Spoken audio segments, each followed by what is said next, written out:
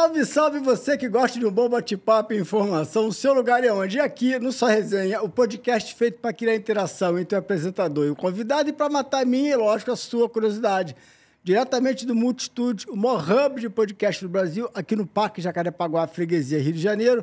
O Só Resenha Podcast é apresentado por mim e o Tomato, jornalista, conversador, boleiro, resenheiro, essas coisas todas que eu sempre falo que eu vou acabar parando de me repetir, porque eu acho que vai ser meio sem graça, né? Ou não, veremos, não sei. E sambista também, tá? Mal, médio, mal, mas temos aqui um convidado que se identifica muito comigo, gostamos de muitas coisas em comum, jornalismo, futebol e samba, né? Já vou chamar aqui meu apresentado, meu convidado, né? Porque a gente tem muita coisa em comum, vai ser um bate-papo muito legal. Que a gente veio do mesmo lugar, aliás, de vários mesmos lugares, né? Vários mesmos lugares, muito gosto. Então vai ser um papo muito incrível, estava querendo conversar com ele há muito tempo. Mas antes de apresentar aqui o nosso convidado, eu vou perguntar se você já está inscrito aqui no YouTube. Se não, se inscreva no YouTube, né? Pega aqui, para não custar nada, maluco. Maluco, é só tu pegar o dedo e apertar aqui, maluco, é rapidinho. Se inscreva aqui, pega esse conteúdo, compartilha com geral. Não deixe de se inscrever no nosso Instagram, que é o @soresenhapodcast, @soresenhapodcast. Do nosso TikTok e também no Kawaii, que aí já é diferente. É podcast Só Resenha, beleza? E também no Facebook, que é só resenha. Não tem podcast nem antes, nem depois. É somente só resenha, beleza? Por quê? Porque você vai lá, eu boto muito corte por dia, você vê os cortes, tem uma noção de como é que tá o programa, sente a temperatura, cai aqui no YouTube e assiste o programa na íntegra, para você pegar a resenha inteira. Então, falar de resenha...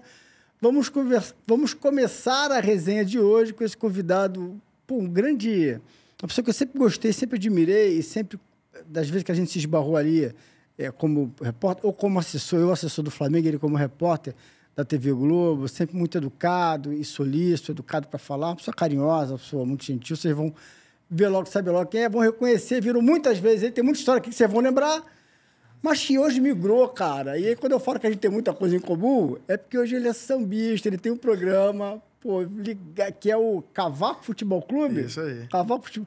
Guido Nunes, meu amigo, obrigado por você estar aqui, cara. Obrigado. Vamos bater esse papo, vamos tornar esse papo assim muito especial, né? Porque a gente surfa nas mesmas ondas, né? Não, exatamente. E eu vou dizer assim, se você me permite, já, eu queria começar falando isso aqui, ó. Quando o Wilton me chamou para vir para cá, eu vou mostrar para ele ver que eu não tô mentindo, ó. E eu não mudei até hoje, tá? Ó, lê aqui o que tá escrito aí, do lado da sua foto. Flamengo. Isso é porque quando eu cheguei ao Rio para ser repórter do Sport TV, né, na primeira vez, você era assessor do Flamengo, foi o primeiro assessor, inclusive, com quem eu tive ali contato. E aí eu gravei na agenda Flamengo, né? Protocolar, né? Eu botei ali Flamengo e tal, beleza. Tá. E aí ficou, lembro que aí, enfim, né, os caminhos ali, né, você saiu, foi para outros lugares e tudo mais.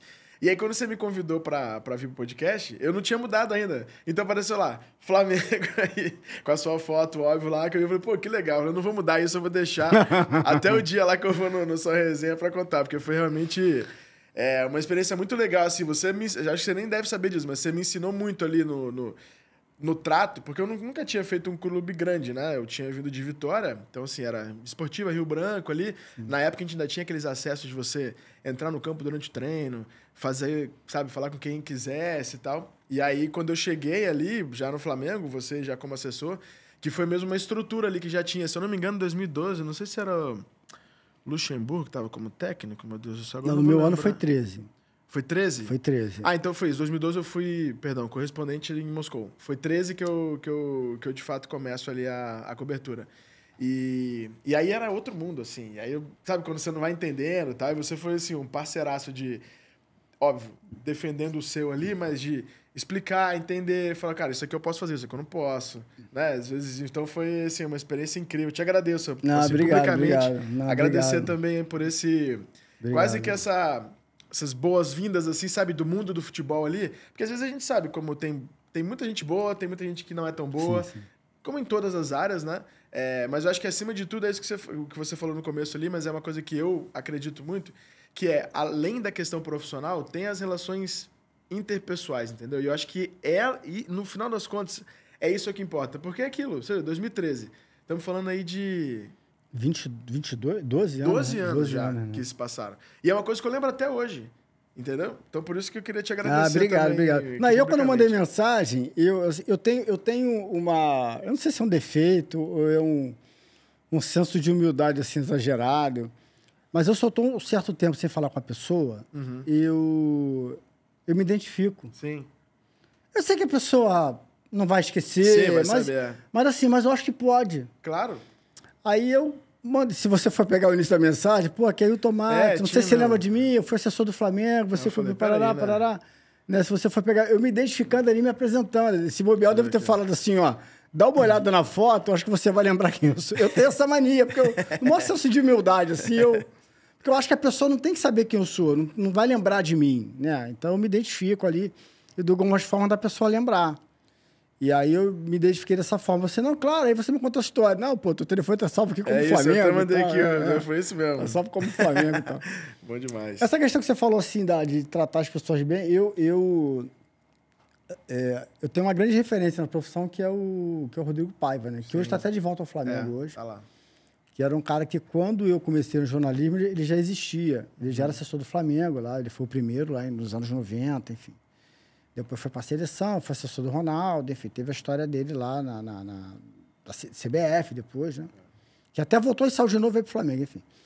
Ele era um cara, assim, uma referência... E era um cara muito gente boa. Então, ele conseguia levar as pessoas, assim, no trato, no bom trato, então, até para não ter rejeição. Sim. E eu tentava isso.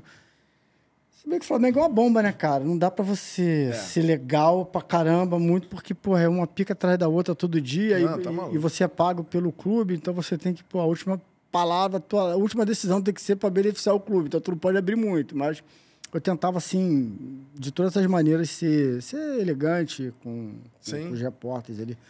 Porque eu fiquei, naquela época ali, eu tinha ficado uns quase 20 anos do lado de vocês. Sim. Cobrindo... Eu sempre cobri clube, eu não fiz cultura, né, geral, e fiz esporte também, não. Só fiz esporte. Então, assim, eu sempre entendia. Eu já cheguei numa época que tinha... Parece que o entrevistado sou eu, né?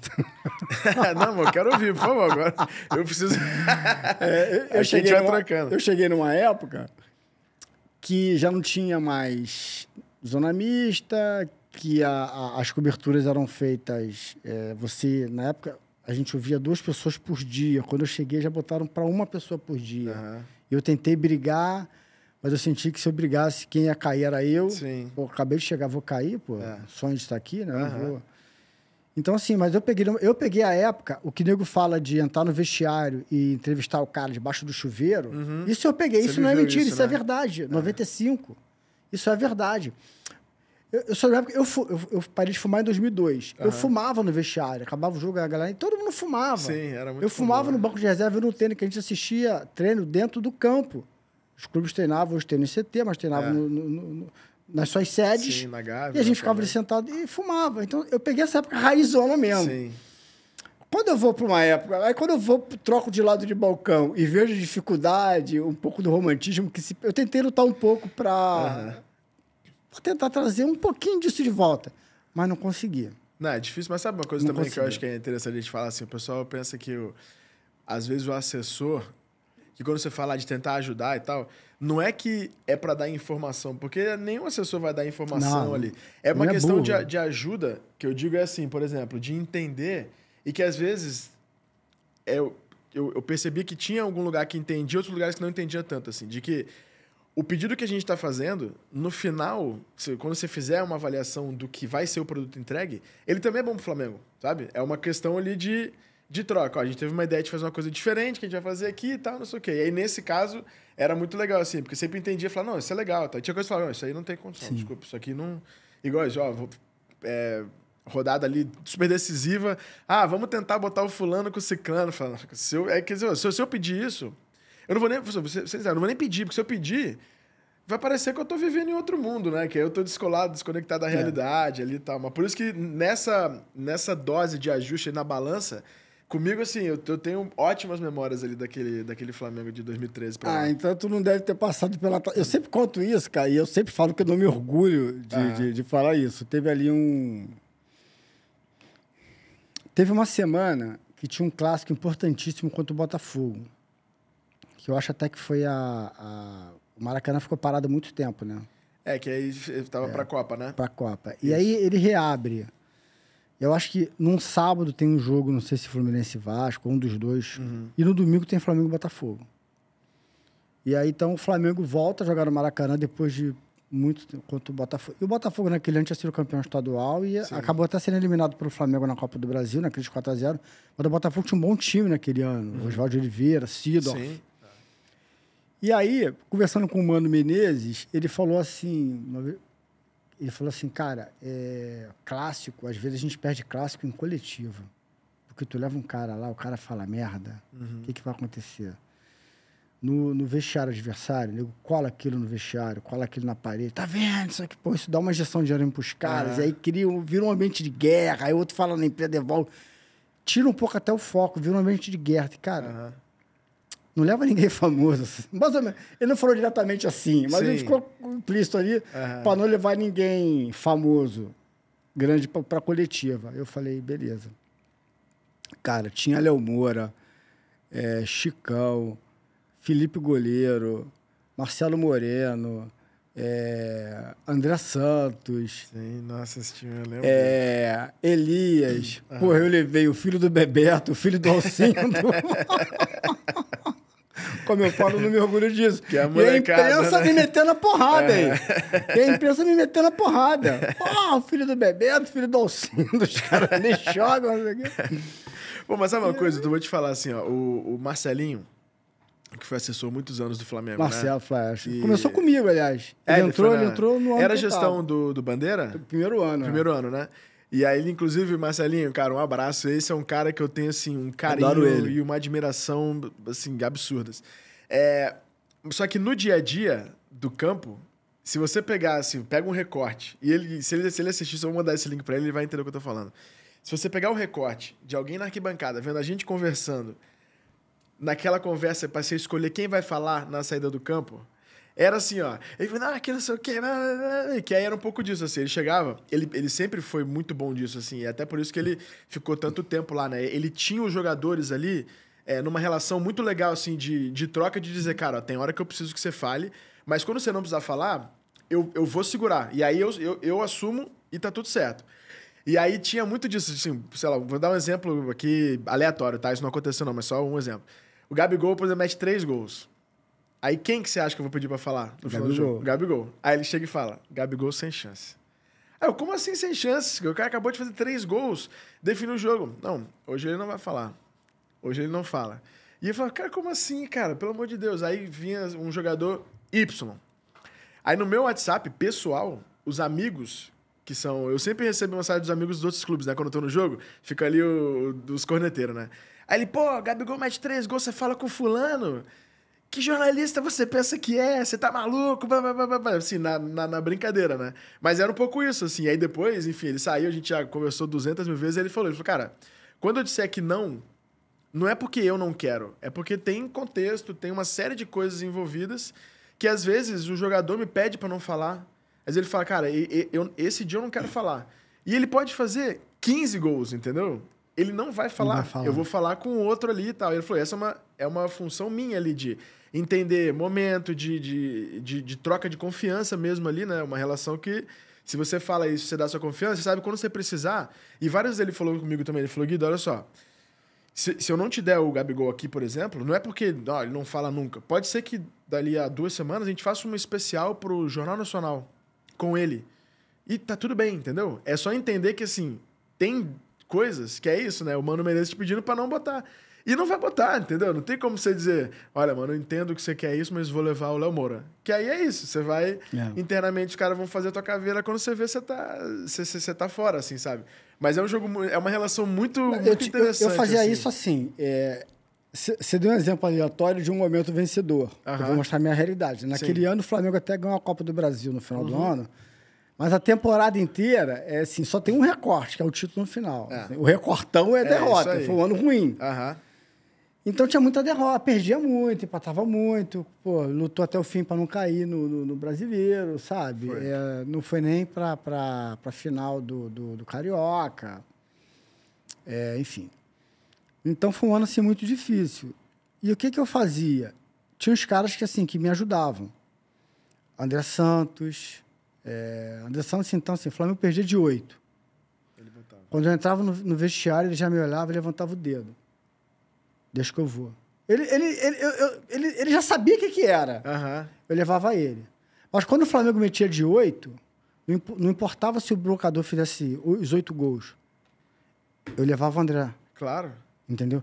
Então, assim, o Elias, o Felipe, o André, às vezes o Léo, esses caras, eles eram a minha salvação para quando o Flamengo levava um tiro. Quase o Flamengo que um escudo perdia. ali, né? Eu levava os caras, beleza. Mas também quando ganhava, botava na boa, eu botava os caras, eu botava eles. Entendeu? Para Tem poder... Aí o time ganhou, foi bem, tá bem. Assim, não teve um craque específico que a imprensa ia querer. Sabe? Ganhava de 3, um gol de cada um. Sim. Aí eu chegava, pô, hoje eu vou ser lá, beleza. Aí o cara ia, felizão. Claro. Então, assim, tinha essa relação, cara, que é difícil, né? Você administrar, porque jogador... Por ele, eu sou de uma época que os caras gostavam de falar. Uhum. Eles gostavam de aparecer, gostavam de falar. E eles eram nossos amigos. Pô, você é o convidado de número 89 aqui. Uhum. Eu trouxe aqui uma galera que eu peguei, pô, jogando ainda. Ricardo Rocha, Léo Moura, Luizinho Quintanilha. Tô pegando a galera lá de trás mesmo, assim. Lá, não tô nem pegando a galera assim de uma geração maior como a Tirson. Sim. Como... O Bochecha, né? Que veio eu tô pegando uma galera anterior. Lá de trás. De uma época... É a tal época que a gente já tava no vestiário, entrevistava os caras pelado. Não que eu quisesse ver os caras pelados, mas assim, aquela época, sabe? Aquela época isso, era normal, que você ligava, não tinha, o celular tava chegando, você ligava pra casa do cara, pro telefone fixo da casa do cara. E ele atendia, né? Acabava o treino, a gente ficava ali no clube, tomava um café ali embaixo do São Januário, no Fluminense ali no Fidelis, nas Laranjeiras, no Fidelis ali. Então a gente tinha essa relação com esses caras e assim, e era uma coisa muito muito legal, muito boa. E eles davam entrevistas sempre, então eles sabiam que a relação com os jornalistas, os caras não iam... Tu cria uma amizade, então eu não ia...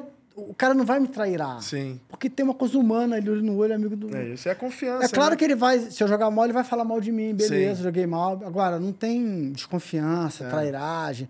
Hoje tem muito nós contra eles. Sim. Assim, Não vou radicalizar, generalizar. Mas... Boa parte, grande parte, não gosta de jornalista. O jornalista também fica bolado com o jogador. Porque é isso, porque é aquilo. Mas, cara, se voltasse um tempo assim e os caras fossem mais amigos... Pô, tem uma relação de amizade com vários deles, cara. Com vários desses caras da antiga. A gente se fala, vem aqui, chama... Jorginho veio aqui 2 vezes. Moser veio aqui 2 vezes. Ricardo Rocha veio aqui 2 vezes. São de uma época, entendeu? Hoje é impossível, cara. Hoje... até tava... Às vezes eu comento aqui, assim... Eu nunca trouxe um jogador da atualidade aqui. E não sei se eu queria trazer o cara. Porque eu acho que o cara vai ter tanto filtro. Sim. Outro dia o JP Scofano, a gente até virou um corte, a gente ficou até debatendo isso aqui. O JP Scofano, um abraço do Fora do Jogo. Ele falou assim, mas tem uns caras tipo o Gabigol e o Davidson que ia ser legal. Eu falei, tá, que legal. São os caras que são bons de conversa. Mas tirando eles, cara, os caras vão ficar sem fio. Os caras não podem falar merda, não podem ter muita opinião, porque estão jogando ainda. Entendeu? Agora, quem parou, quem tá na cadeia produtiva do futebol, pode emitir sua opinião aqui tranquilamente. E aí o papo flui. Sim. E vira uma resenha. Agora, você vai trazer um cara que vai ficar cheio de filtro, eu não posso. Eu nunca chamei um jogador. Mas vou te falar, tá difícil até da liberação dos clubes também. Porque... Às vezes tem a parte do jogador, mas eu acho que também tem um filtro que vem dos clubes, assim, sabe? De entender e de falar, cara... Porque, assim, o podcast, ele tem uma coisa, e agora, né, também do lado de cá, assim, eu tenho vivido isso, que eu fiz, sei lá, quantas entrevistas, assim, para a TV. Então, a TV, quando você vai dar entrevista, você tem uma pauta e você tem uma limitação de tempo. Mas não é uma limitação de tempo de 1 hora, é limitação de tempo de 1 minuto, 1 minuto e 20 para a reportagem inteira. Então, você imagina, se eu vou te entrevistar, você é um jogador, eu faço uma entrevista com você de 10 minutos, se a reportagem tem 1 minuto e meio e tem a minha locução, tem a passagem quando eu apareço e mais sua entrevista, você já sabe que, no geral, você vai falar ali, vai aparecer em 40 segundos no máximo. De uma entrevista que eu fiz de 10 minutos. No podcast... você começa a falar. E aí, tudo bem, no começo ele tá travado. Daqui a pouco, tem alguma mágica, eu acho que é por isso que os podcasts dão tão certo, que assim, ele vai meio que desligando a chave, sabe? Você chega, mesmo que você chegue meio travado assim, passa meia hora, ele desliga a primeira, o primeiro disjuntor, aí você baixa a guarda, aí vai baixo. Quando você vê, você tá tipo 2 horas trocando ideia e... Abriu o jogo, abriu o verbo. E vai embora, entendeu? Soltou, E aí isso é uma coisa que é muito difícil de você controlar. E aí eu acho que os clubes também, às vezes, têm um pouco dessa questão de não liberar, até por isso, sabe? De dizer, ó... E aí é uma questão de se preservar mesmo. Porque pode ser que dê tudo certo, que a resenha seja ótima, pode. Mas pode ser que uma fala vire, por exemplo, essa isca pro cara colocar no vestiário do adversário e aí você perde. Então eu acho que tem muito pouco disso também. E hoje também com essas mídias instantâneas, né? TikTok, Instagram, um cortezinho, o cara falou ali, tu botou 1 minuto e meio ali na fala do cara, botou no Instagram, botou uma musiquinha, fez uma arte, botou um títulozinho, pegou, bicho, esquece. Acabou. É isso. Esquece. Bate 1 milhão em E aí em vira o... É que nem o VAR, né? O VAR hoje, VAR, foi falta ou não foi? Aí aquela cena fica repetindo 40 vezes em câmera lenta. Aí teve um jogador que falou que eu achei engraçado. Em câmera lenta, até beijo de vó é falta. Até beijo de vó é agressivo. Né? Pô, aquilo passa 40 vezes. Tu vai achar que foi falta ali. Tu vai achar que ele toca na maldade e tal. E aí, aquele corte fica repetido, viraliza. Sim. O outro vai entender errado e interpretou mal. E, aí o cara vai se ferrar ali. Mas, Guido, vamos lá. Quantos anos TV Globo? Contando afiliada no Espírito Santo, foram 16. 16?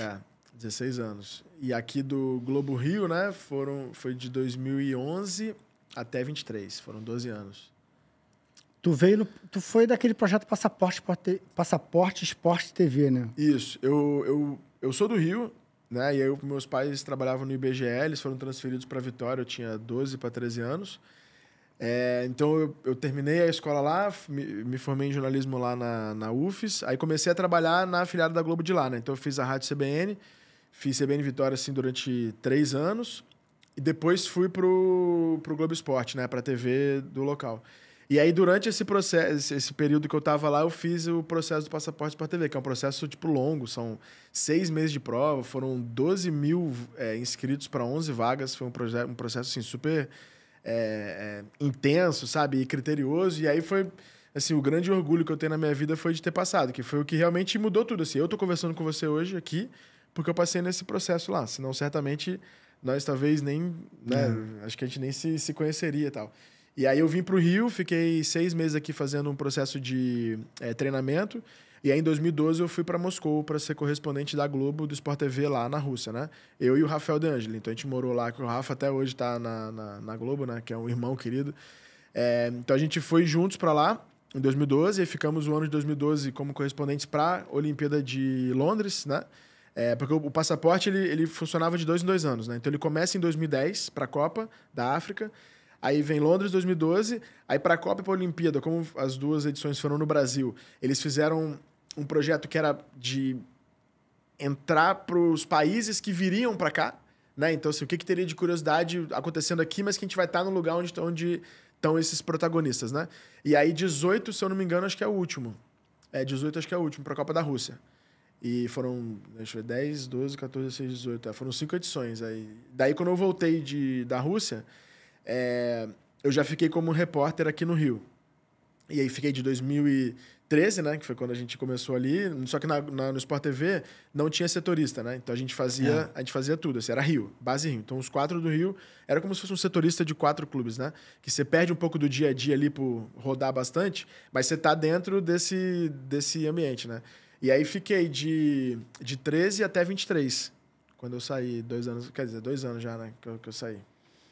E esse projeto é legal, até o nome é sugestivo, né? Passaporte, recruta a galera para cada um ir para um lugar, para um país. Imagina, se você correspondente internacional no começo de carreira, que, pelo menos para mim, assim, era uma coisa que eu sempre sonhei. Eu sempre gostei muito. Na Rússia ainda, né? O Correia, sem te cortar, o Correia esteve aqui.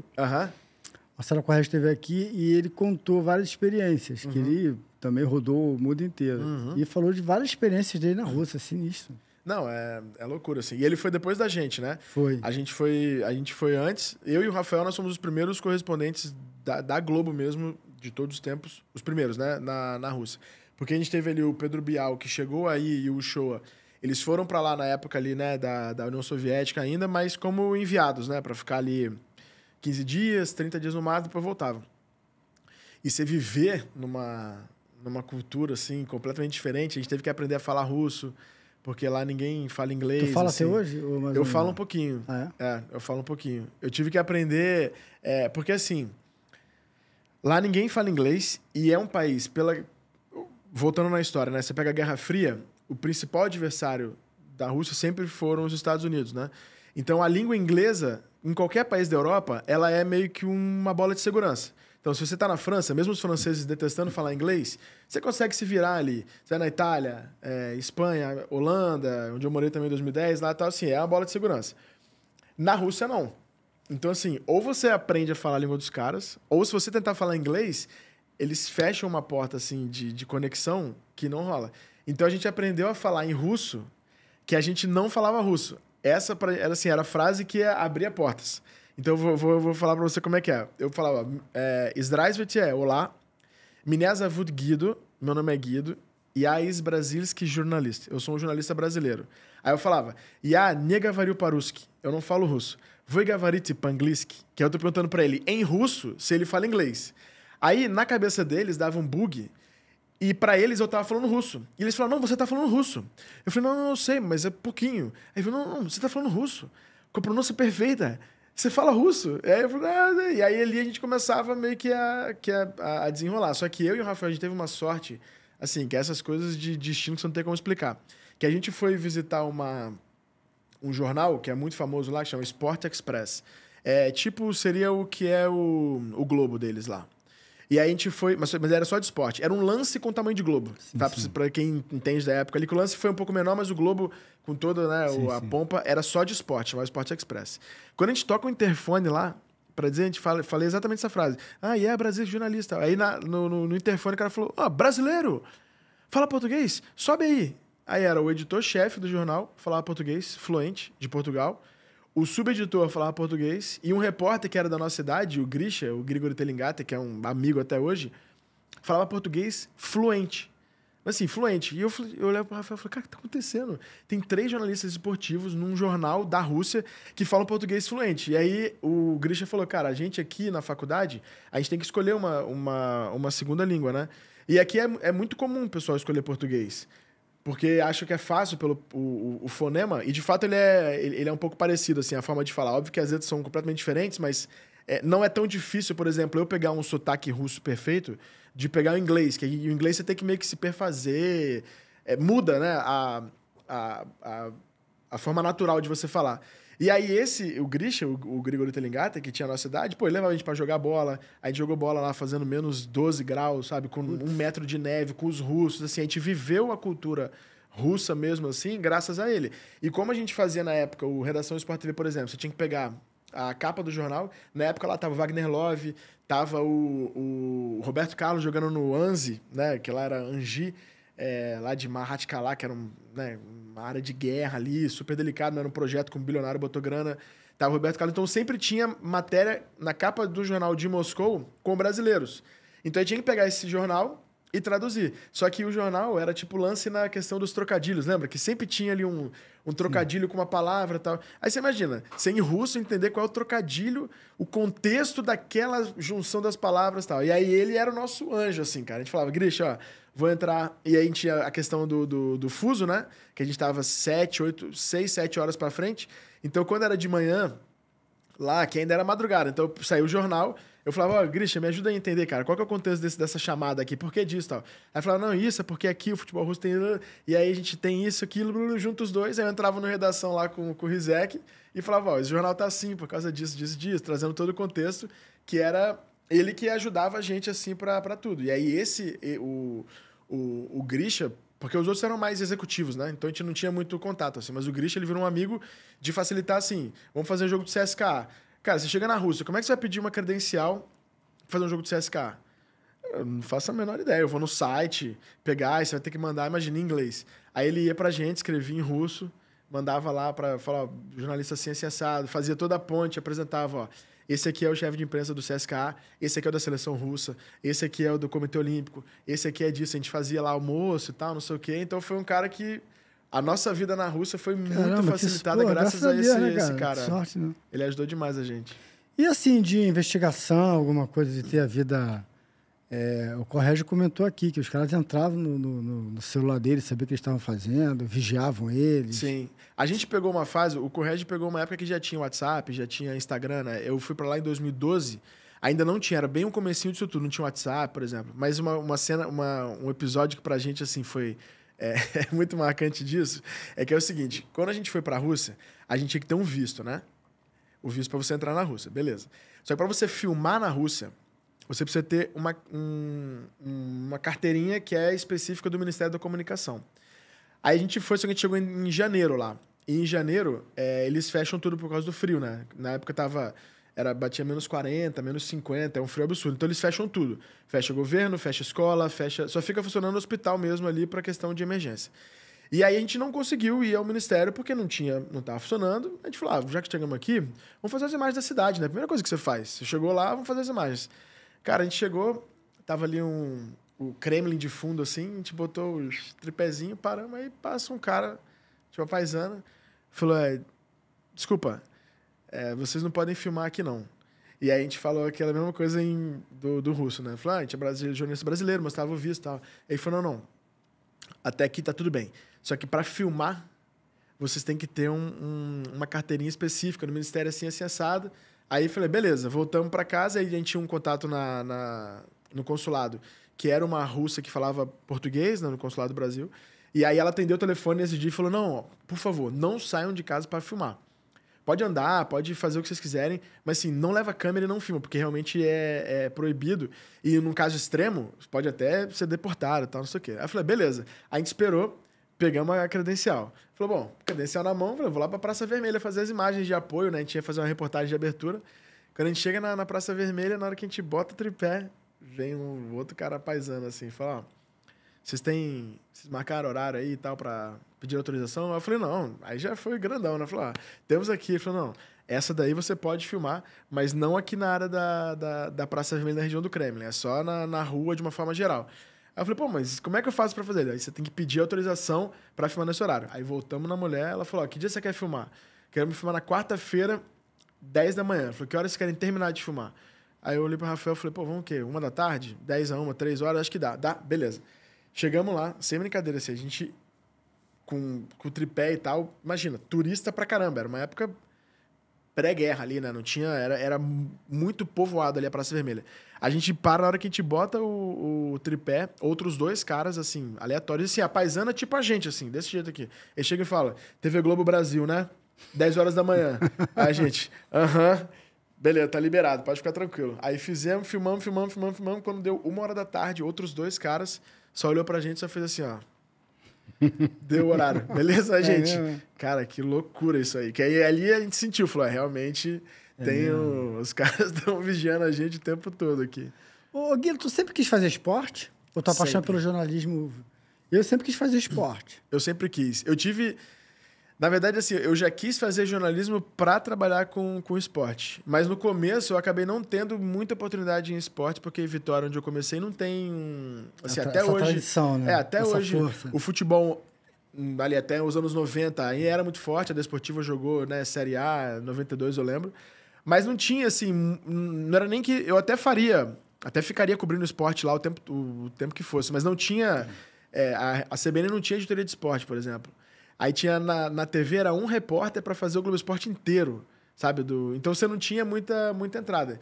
Então o que me apareceu de oportunidade foi a rádio. Então na rádio ali foi uma escola, assim, que eu sou extremamente grato à CBN. Todo mundo que faz rádio fala isso, né? Que é uma escola absurda, assim. E aí eu fazia tudo. Eu fazia polícia, fazia política, economia, cultura. Eu saía, por exemplo, e a CBN era assim, pra você ter ideia como é que era a dinâmica. Eu entrava às 7 horas da manhã, sem pauta, né? Não sabia o que eu ia fazer. Chegava lá, tava o pauteiro, me dava, ó, hoje vamos fazer, sei lá, A, B e C. Era de 3 a 4 pautas por dia, né?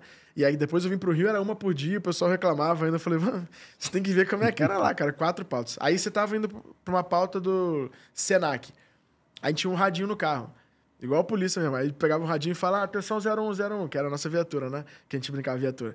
Ele falou, acabou de ter um triplo homicídio, não sei o quê, parará lá no interior, desculpa, lá no interior de não sei onde. Aí a gente já saía e ia lá pra esse triplo homicídio. Chegava lá, tava ali, sabe? Você via aquela cena do crime ainda, aquela coisa toda tensa, a entrevista faz, aí volta e fala, teve uma atualização aqui, vai ter entrevista coletiva do governador do estado agora às 11 horas. Sai daí e vai direto lá pro palácio. Aí era assim, a gente ia lá e fazia para assuntos de política, economia e tal, judiciário. Mas sempre esperando uma hora eu vou trabalhar só com esporte, mas sempre... Aí eu dobrava, o que eu fazia? E eu, desde o início, cara, isso é uma coisa que eu falo para todo mundo que tá começando, assim...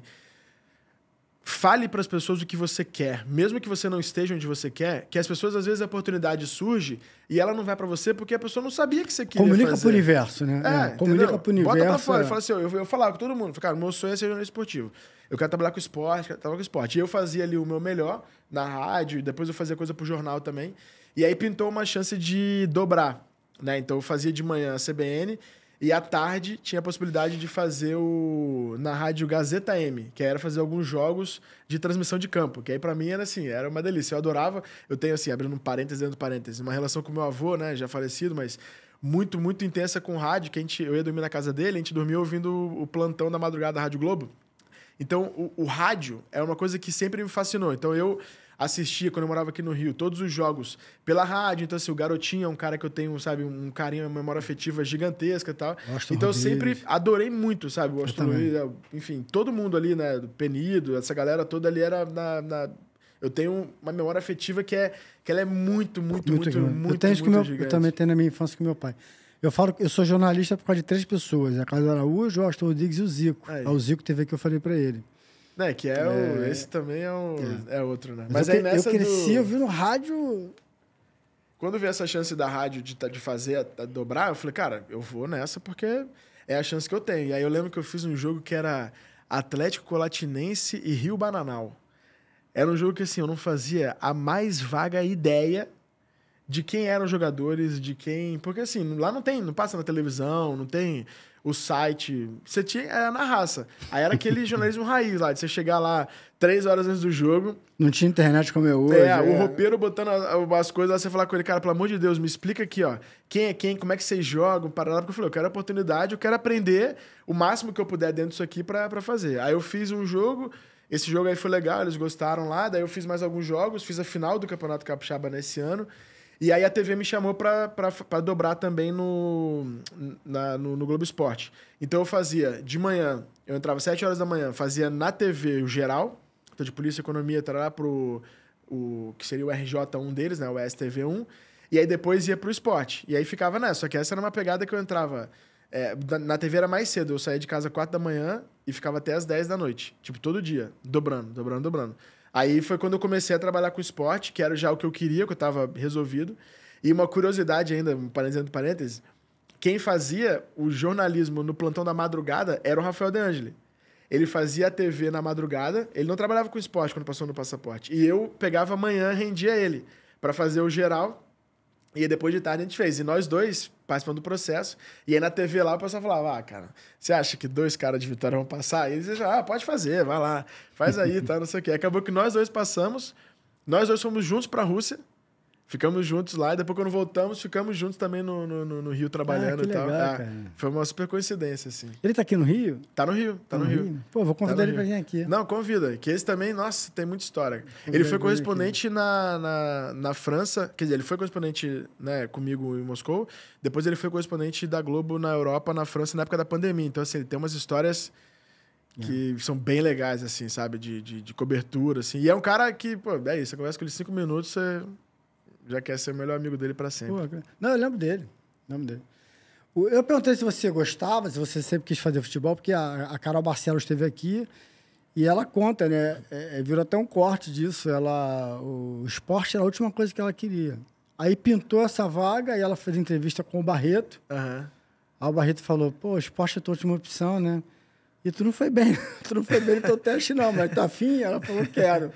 E aí se tornou a Carol Marcelo, né? Que é uma grande amiga, teve aqui, foi um papo ótimo. Ela veio aqui assim que ela saiu da Globo. Aí falou dos projetos dela, enfim. O que você mais gostava de fazer? Matéria especial, cobertura de clube, cobertura de jogo? Onde é que estava assim a tua alma ali? Olha, dentro do jornalismo esportivo.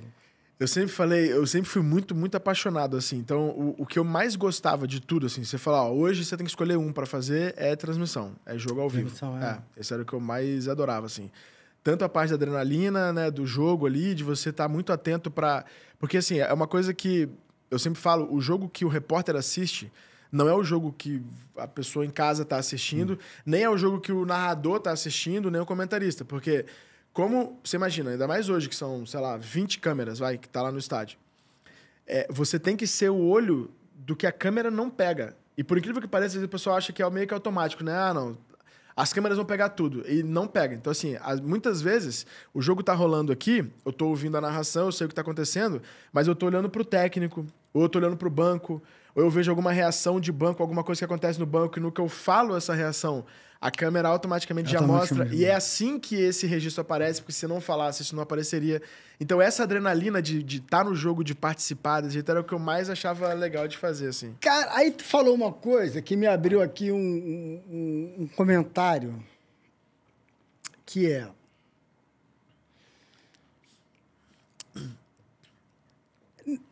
Hoje a Globo não tem... E aí não é uma defesa a Globo... por ser minha emissora de estimação, não é isso. Mas é o seguinte. Hoje, algumas competições são divididas. Né? Tem a Globo e, às vezes, com outras que não têm assim, uma expertise de transmissão. Sim.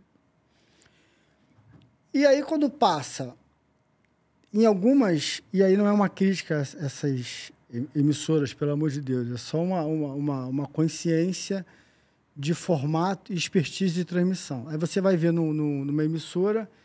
que não tem o hábito de transmitir. É isso que você falou. Que o cara vai transmitir numa emissora X que não está habituada, vai ter lá o narrador, vai ter o comentarista, vai ter o repórter de campo.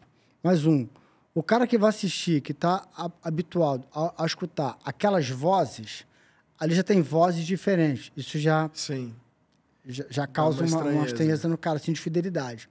E outra coisa, acaba, e não é uma crítica... acaba que é uma transmissão assim engessada.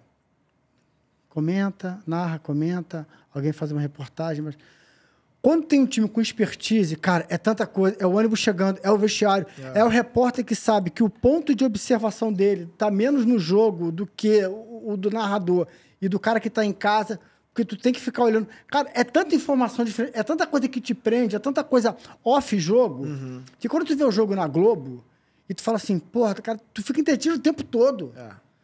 O tempo todo tu tá sendo atraído por vários comentaristas, por várias informações. Chega informação disso, chega informação daquilo. Aí é o cara lá que entrou pra comentar se foi pênalti ou não foi antigamente. Acabou depois que o Ronaldo se aposentou. Acabou lá o comentarista, o de arbitragem no jogo, né? Agora o Paulo César fica lá e ele fica entra, na central da central ali. Mas assim, é um combo de informação e entretenimento que as outras não têm, cara. Aí não dá pra você... Não é que não dá pra assistir, mas é muito diferente, cara. Até uma emissora dessa. Outro dia aqui... Pô, teve um jogo lá que o Romário virou meme, né? Sim. Não quero te comprometer, não, tá? Não, você fica tranquilo. Eu vou falar aqui, claro, tá falando sou eu. Foi o Flamengo e Vasco. Da Prime, né? Da Prime, o Galvão na rua e o Romário comentando. Cara, Romário, tu fez 1000 gols, tu é fera, já te convidei pra vir aqui, inclusive... Pô, foi uma pior...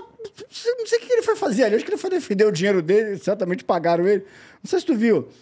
Mas pô, sem expressão, sem falar coisa com coisa, sem energia.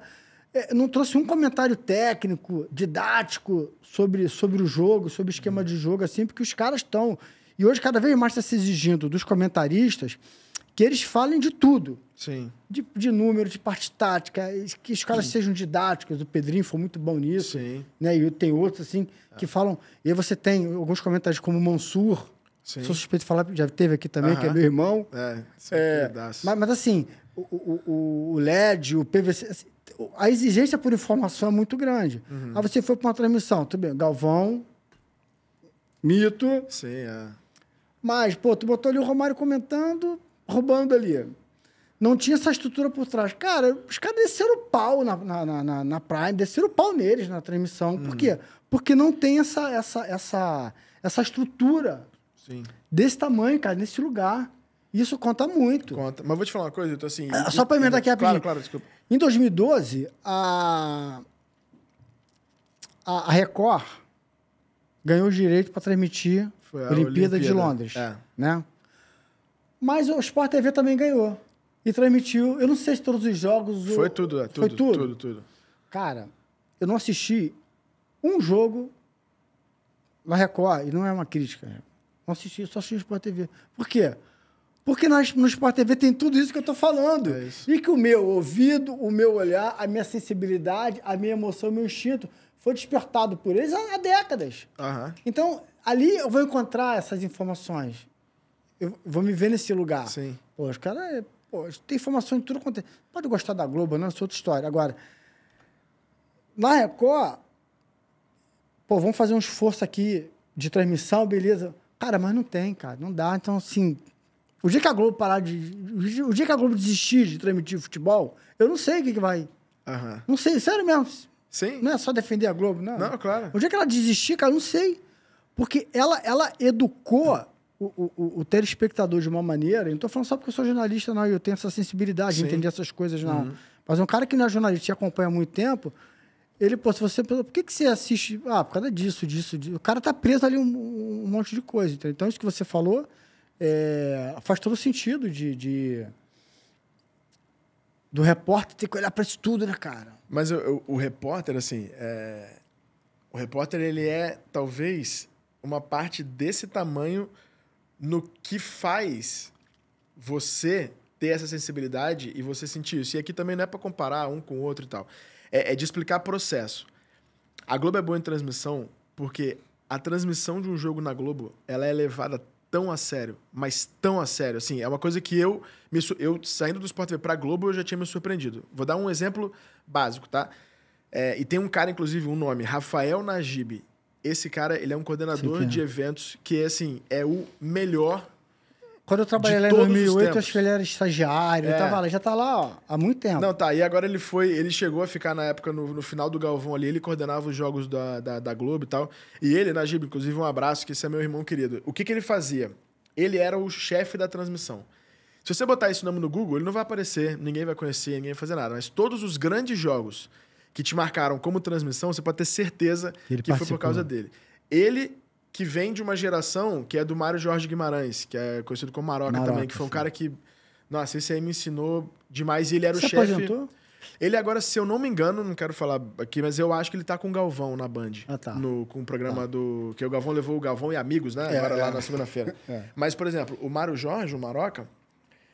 o Najib, Coutinho, que são caras assim, né, que vêm dessa escola do Mário Jorge, Eduardo Melido, enfim, só pra... Não vou falar aqui, senão eu tenho medo de esquecer alguém, mas todo mundo sabe, quem é dessa galera sabe do que eu tô falando. A transmissão, ela era você começava a pensar na transmissão, tipo, 5 dias antes dela ir pro ar. E aí tem um roteiro, o roteiro era seguido. Se falasse assim, por exemplo, o Guido vai entrar com uma informação logo depois do... Luiz Roberto chama o Guido. Aí eles me davam 30 segundos. Não era 28, nem 27, nem 32, nem 33. São 30 segundos. Eu tinha que botar a informação em 30 segundos, porque isso dá ritmo, dá coisa. E se você demora muito, seria muito legal. Eu acho que isso é até um tema, se alguém quiser fazer algum documentário, alguma série, de como é que é um caminhão de transmissão durante o jogo. Que é uma loucura, é um gritando com o outro, vai pra cá, e aí fala no ouvido, devolve, volta, tá arrastado, tá isso, tá aquilo. Então, assim, eles dão uma preocupação pra transmissão tão grande, mas tão grande, é que a gente tem gênios, por exemplo, Luiz Roberto, Kleber Machado, eles são caras que eles não deixam transparecer o que ele tá ouvindo no ouvido dele. Porque é gênio, assim, gênio, não tem como explicar. Ele dá essa leveza, esse dinamismo ali, só que tem alguém que tá encaminhando ele para cada lugar. Quer ver um cara que, para mim, assim, esse é outro que para jogo também é maravilhoso, mas assim, no pré-jogo é o cara que eu sou muito fã, Luiz Carlos Júnior. Ele no pré-jogo é inacreditável. O tanto de coisa que tem para ele falar, o tanto de coisa que tem para ele girar, e aí você pega esses caras com uma retaguarda de transmissão de eventos, a coisa funciona. Você quer ver um exemplo? vamos supor, estamos num jogo, sei lá, Libertadores na Bolívia, em La Paz. Aí tem questão técnica, você pega equipamento de lá, não é uma TV que tá com padrão daqui, tá, enfim, dá coisa ruim. Acabava a transmissão, no dia seguinte tinha uma reunião para analisar cada detalhe daquela transmissão. O que deu errado? Por que deu errado? Isso não pode mais se repetir. Ó, a partir de agora, Bolívia, então, a gente vai levar um caminhão para lá, vai sair 10 dias antes. Para que tudo seguisse o padrão que eles criaram, que é o padrão Globo, né? Para ter. Só que para atingir esse padrão, eu tô falando disso, de um jogo Botafogo, por exemplo, e Mirassol na 8ª rodada, sabe? Flamengo, pode ser, sei lá, Flamengo e Grêmio da 3ª rodada, qualquer jogo, não precisava ser clássico estadual, final, nada. Todo jogo eles davam a mesma atenção.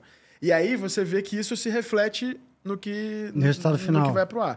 E aí quando você pega, por exemplo, outras emissoras, eu não digo nem questão de estrutura, eu acho que é mais questão mesmo de know-how de transmissão, sabe? Know-how de transmissão. De viver disso. O coordenador de transmissão... Tu usou a palavra certa, know-how de transmissão. Isso é difícil ser... Porque, por exemplo, eu posso ter feito transmissão. Se você me colocar para coordenar uma transmissão, eu não vou conseguir coordenar como o Najib coordena. Talvez eu consiga, vá conseguir se eu ficar 10 transmissões com ele do meu lado, dizendo, isso aqui, tá vendo esse timing aqui? Porque é questão de timing. E aí um timing de uma coisinha que passa é o que te dá a sensação em casa de falar, putz, essa transmissão aí tá arrastada, tá... Ou você tem alguma coisa que não tá... Não tá me prendendo. Sabe? Aí te perde. E aí, quando te perde, já era. Naquele jogo, você não volta mais. Know-how de transmissão, exatamente. Foi usar a palavra certa. Ô, Guido, a gente tava conversando aqui fora do ar antes de começar. Qual é a cobertura, a transmissão, a coisa que mais te marcou? A gente sabe que tem duas, né? Tem a da Chapecoense, com a mãe do Danilo. Agora você tinha falado outra... essa foi, assim, a da Chapecoense, ela foi realmente a que mais... e que vai marcar para sempre, né? Ali é uma cobertura realmente que não tem como... Enfim, nem... Eu lembro dela assim, com muita frequência, as pessoas às vezes me param na rua até hoje, sabe? Às vezes eu pego motorista de aplicativo, assim, que fala, pô, você não é o Gui da Chapecoense, tal, que ela foi realmente, assim, muito pesada, né? Nessa eu digo em termos, assim, de marcar quase que como uma cicatriz, né? Essa cobertura. E ela vai ficar para sempre ali, enfim, por tudo que representou, não para mim, né? Mas pro Brasil mesmo, né? Maior tragédia esportiva que a gente teve e tudo mais. Mas eu tive alguns outros episódios, assim, que marcaram bastante minha carreira. Cobrir a Alemanha na Copa de 14 foi uma coisa muito especial para mim, profissionalmente, né? Pessoalmente, óbvio que não. Eu tava no 7-1, eu fiz a crônica do jogo do 7-1 pro Sport TV News ali e tal. Então, obviamente, eu não queria que aquilo tivesse acontecido, mas profissionalmente foi isso que me levou a fazer um jogo, a cobrir uma final de Copa do Mundo dentro do meu país, no Maracanã, cobrindo a campeã do mundo. Então, todas as entrevistas com campeões foi eu que fiz. Eu participei da cobertura desde, sei lá, 11 horas da manhã até 9 horas da noite, quando acabou o jogo, lá do gramado do Maracanã. Então, isso para mim foi muito especial. Em 2016, a cobertura do Bolt também foi uma coisa que me marcou muito, que, para quem não se lembra, ele foi campeão quando ele ganhou o 3º ouro, né, dos 100 metros. Ali na entrevista, enfim, a gente estava falando sobre Bob Marley, aí eu pedi para ele cantar Bob Marley, ele cantou One Love, e essa imagem acabou rodando o mundo. E foi essa imagem que me fez sair de repórter 1 para repórter 3, e, enfim, de salário, de oportunidades, ela que me colocou em outras coisas também, então foi muito especial. Mas teve uma que talvez tenha sido a última grande experiência, falando de Globo, né? Que eu tive assim, a missão de comandar o troca de passes no dia do falecimento do Pelé, né? Que foi trazendo assim, alguns bastidores de contexto, né? Como é que funciona o final de ano em televisão. O campeonato acaba ali 5 de dezembro, esse ano vai acabar um pouquinho mais tarde porque tem a Copa do Mundo de Clubes, mas vamos botar assim, 5, 10 de dezembro acaba o campeonato. De 10 de dezembro até 5 de janeiro é o período de férias dos jogadores e o que tem ali é muita notícia de mercado. Então empresário dizendo, fulano vem, fulano vai, técnico vai sair, não vai sair e tudo mais. Mas os programas não param, né? Então continua. E acabam sendo programas mais frios, digamos assim, porque não tem jogo, não tem coletiva, não tem zona mista. E aí é nessas oportunidades que quem está começando na função de apresentador, eles vão te testando, né? Então te coloca para testar e tal. E aí eu fiz em 2020, eu cobri a as Olimpíadas de Tóquio na Globo News, que foi uma experiência de apresentador. Eu me lembro. Foi a primeira que eles me colocaram lá. E aí deu super certo, eles disseram, ó, cara, o pessoal adorou, a gente vai te colocar agora na função de apresentador. Então, ali, se eu continuasse na Globo, provavelmente hoje eu estaria trilhando esse caminho de apresentação, né? E aí caí pra ficar na escala de fim de ano do Troca de Passes. Eu ia folgar o Natal e trabalhar o Ano Novo. Eu não me lembro exatamente agora qual foi o dia que o Pelé faleceu, mas se eu não me engano acho que foi 27 ou 28 de dezembro. E foi exatamente na virada do plantão. Então, a turma do Natal tinha cumprido ali e eu ia ser o primeiro dia desse plantão.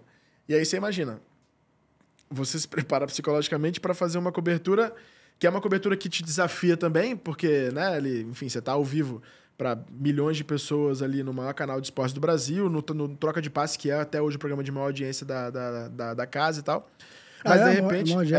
até hoje. Mas de repente vira a morte do Pelé. E aí tudo para. Tudo para. E aí vem... Aí essa foi uma cobertura que ela me marcou demais, assim. E aí é uma coisa que... Aí voltando, conectando os pontos, né? O fato de eu ter feito CBN lá atrás me ajudou demais, porque aí é improviso e o tempo todo ali, você tá no ar e vambora, e vai ritmo, falando, né? E a coisa vai acontecendo, ó, vamos colocar o ex-jogador tá pra falar, ó, Rivelino tá na linha, chama ele, bota ele ao vivo, vamos pra Santos, ó, chegou uma confirmação de cerimônia de sepultamento, vai ser na Vila Belmiro, vamos ser isso, pô, a FIFA acabou de emitir uma nota, vamos plugar a FIFA no ar, a FIFA é isso, então a gente ficou ali, fomos eu, Paulo César Vasconcelos e o Mansur. A gente ficou ali acho que 3, 4 horas fazendo, direto. Essa foi a primeira, né? O dia 1. Só que o Pelé, enfim, ele é gigantesco. A cobertura ela se estende por dias e mais dias. Então, assim, todos os dias subsequentes foram programas como se fossem o primeiro, sabe? Pela grandeza, pelo o marco histórico do que o Pelé representa, sim, né? Sim. De tudo até ali. Enterrar vai ser que nem até enterrar o Papa. Exatamente. Todo dia. E cada dia com mais pautas. E ali, assim, foi uma cobertura também, assim, muito desafiadora, sabe? Muito, muito, muito mesmo, assim.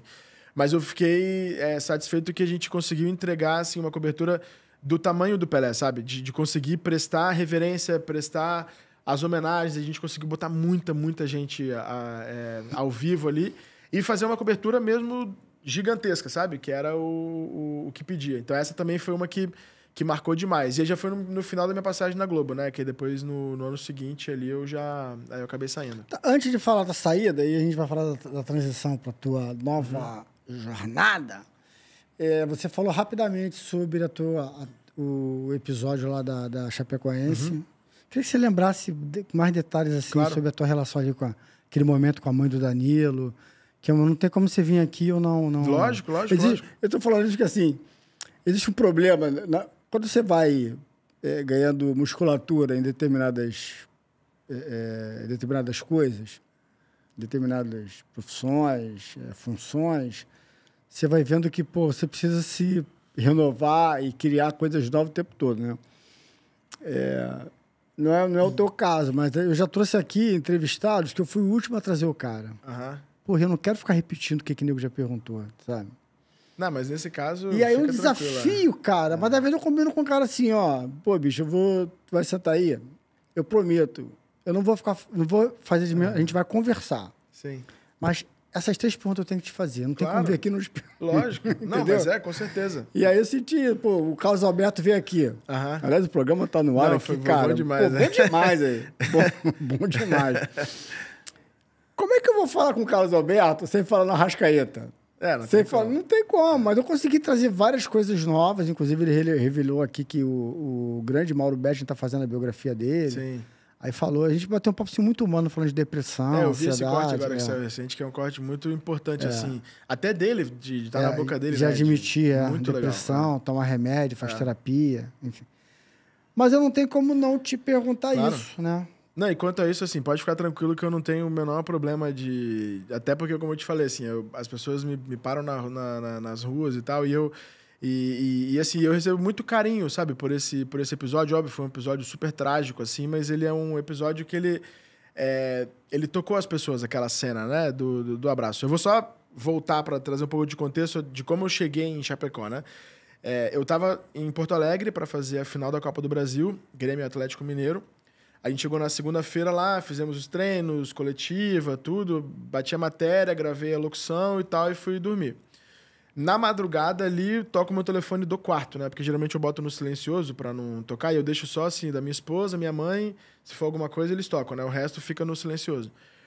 E aí começou a tocar o telefone do quarto. E eu atendi, era o Fábio Grijó, que é um produtor até hoje Pô, meu amigo, trabalhamos foi meu chefe no JB. Grijózinho, que esse também é assim, fera dos demais. maiores jornalistas que a gente tem, assim, de todos os tempos. Esse é fera. Genial. E ele tava comigo como produtor, e o Diego Barral, que é um cinegrafista também, assim, fora de série, que hoje em dia é quem comanda os drones na transmissão da Globo. Tudo que você vir de drone, sabe, que é ele que tá operando. Que é, assim, um cara absurdo também. Então éramos nós três, né? Na equipe de Porto Alegre. Aí o Grijó me liga, fala, Guido, você tá vendo televisão, sei o que aconteceu, e eu ainda dormindo. Falei, não, o que eu? Falei, cara, o avião da Chape sumiu. Essa era a informação inicial. Ele falou, cara, acorda, toma um banho, já deixa suas coisas arrumadas aí, que talvez a gente tenha que ir pra Chapecó. Aí eu falei, beleza. Aí liguei, na época, quando eu liguei a televisão, no Sport TV News estava o Fernando Saraiva e a Vanessa Rich, que fizeram um trabalho também, uma cobertura, assim, brilhante, extremamente difícil, com a Lívia lá na Colômbia, né? Que foi, assim, também irretocável, sabe? Como jornalista, na apuração das informações, muito difícil. Eu me lembro dela, porque ela, assim, ela ficava numa situação... Deve ter sido, certamente, a situação mais delicada na vida dela. Sem dúvida. Porque é difícil você lidar com informação de morte e ela o tempo todo tinha que ter o maior cuidado. Exatamente. Uma responsabilidade muito grande para não anunciar de forma errada que alguém morreu. É isso. E ela foi super correta quanto a isso. E a mãe do Danilo passa por um episódio desse também, que o corpo de bombeiros, né, os bombeiros da Colômbia, eles acabam noticiando que o Danilo, o goleiro, havia sobrevivido, mas na verdade eles se confundiram com o Foreman. Então a mãe do Danilo acabou tendo a notícia da morte 2 vezes, né? Porque ela teve a confirmação da morte, depois teve a notícia de que estava vivo, e aí veio de novo a confirmação. Então teve esse baque, né? Só que lá em Porto Alegre, a gente era a equipe mais próxima de chegar a Chapecó. Só que de avião, chegar lá é muito difícil. Porque tem, além da malha ela ser mais reduzida, as condições climáticas ali, vira e mexe, tá com vento, tem que arremeter, ir para Florianópolis e tal. Então eles falaram, vocês vão de carro. E foram 9 horas de carro. Então a gente saiu ali umas 5 horas da manhã, entramos no carro com o motorista que estava com a gente lá também e fomos para Chapecó. E aí, como as coisas estavam ainda, né, as notícias elas vão se atualizando, a gente pegava estrada, e aí estrada você sabe como é, né? Corta sinal, você não tem como ver nada. E de repente a gente chegava em uma cidade que vinha sinal, vinha aquele turbilhão de mensagem, e atualizações e tal. E aí foi numa dessas atualizações que a gente viu a confirmação do Vitorino Sherman, que era um amigo querido nosso. Amigo assim, meu também. E que ele tinha ido com o Barral, com o cinegrafista, para a Argentina numa cobertura que tinha sido muito especial para eles, assim, sabe? O Grijó também tinha trabalhado com ele muitos anos. E aí veio a confirmação do Ari Júnior, né? O repórter cinematográfico, que era também, assim, brilhante, dos maiores de todos os tempos. O Guilherme Vanderlaars, né? Produtor, Guilherme Marques, esses que a gente teve contato, né? Que aí é uma questão quando o assunto nacional vira pessoal, né? Que aí você perdeu amigos ali, né? Então isso já foi deixando ali, né, mais pesado. E a gente ia, assim, foi uma viagem de 9 horas que a gente não conversava. Assim, era uma consternação absurda e tal. Quando a gente chegou em Chapecó... Até porque tu sabe que quando chega lá, a encrenca é muito maior do que tu imagina. Tu não sabe o que te espera ainda. E aí, quando a gente chegou, a gente fez essas 9 horas de viagem. Quando a gente chegou, a gente tem um aparelho que a gente chama de Live View, é um mochilink, né? Então, assim, é uma mochila que tem vários chips de telefonia. Você liga essa mochila na câmera e ela manda o sinal direto para a TV, né? E é assim que hoje a maioria das transmissões ao vivo são feitas, né? Então a gente tinha esse aparelho, quando a gente chegou, a gente já chegou com ele ligado. Não teve tempo de ir no hotel, tomar um banho, nada disso. A gente chegou direto para a rua e aí tava tendo o cortejo que saía da Catedral para a Arena Condá. E a gente foi a primeira equipe de cobertura nacional a chegar em Chapecó. Tanto que a equipe local de Chapecó não tinha essa estrutura. Eles tinham um satélite. E o satélite, você fica preso a um caminhão, uma unidade móvel e tal. Então, a gente conseguia rodar e trazer mais detalhes do que estava acontecendo, né? Isso foi na terça de manhã. Então, a gente ficou terça, foi uma madrugada lá na Arena Condá. teve toda a cidade, tipo, literalmente a cidade inteira foi pra arena. E aí todas aquelas cerimônias e tudo mais. E a gente não tinha informação, porque o presidente estava no voo, o diretor de logística estava no voo, quem poderia dar informações de como vai ser estava no voo. Então, quem tinha ficado assumiu um protagonismo que eles não queriam assumir, mas que eles tinham que assumir, para informar as famílias, para vamos tentar minimamente organizar aqui e tudo mais. Então, a gente ficou terça, quarta, o dia todo também, de manhã até de noite. Aí foram chegando equipes, né, para fortalecer ali a cobertura. Então, chegaram como repórteres o Anselmo Caparica, que é de São Paulo, agora está até no geral. O Thiago Maranhão também foi para essa cobertura. Perdão. E a gente ficou ali sempre nessa dúvida de os corpos vêm para Chapecó, vão para a cidade local, tal. A gente batendo muito com a Lívia falando com as autoridades colombianas, a gente com os familiares ali querendo entender, porque ninguém falava com eles. Então, eles sabiam de tudo pela gente. O que eu passava de informação ao vivo era o que as famílias dos jogadores e dos funcionários, dos repórteres, eles sabiam, né? Então, era uma responsabilidade muito grande, né? De você dar essa notícia. Quando chega na quinta-feira, a gente tá falando aí de 3 dias, né? Do que já tinha acontecido, ainda não se tinha essa confirmação, né? Porque tem a liberação dos corpos, e aí, enfim, é uma questão... Né? Imagina, o tamanho da tragédia, de fato, né? Necessitava desses cuidados. E aí, foi quando os outros familiares que não tinham chegado ainda começaram a conseguir chegar. E a Dona Ilaides foi uma desses familiares. Então, eu estava numa posição que a gente chama de cabeada, não era com esse mochilink, então eu não tinha mobilidade, eu ficava fixo no meio do campo ali, e o Grijó ficava circulando para entender o que estava acontecendo. A gente estava ao vivo no Seleção Sport TV. Ele viu uma movimentação bem grande, ele foi até lá, e aí quando ele voltou, ele já voltou com a Dona Ilaides. E se vocês lembrarem, né, para quem não se lembra do contexto da história, o Danilo é quem faz a defesa que garante a vaga na final, né? Já no final do jogo ali, a perna direita dele, ele consegue fazer a defesa. Então ele era o grande herói daquele time ali e tudo mais. Tinha toda essa questão e a mãe dele não tinha falado ainda, né? Então ela falou para esse grupo de jornalistas ali, que provavelmente estavam ao vivo também, e ela vem para dar entrevista para mim.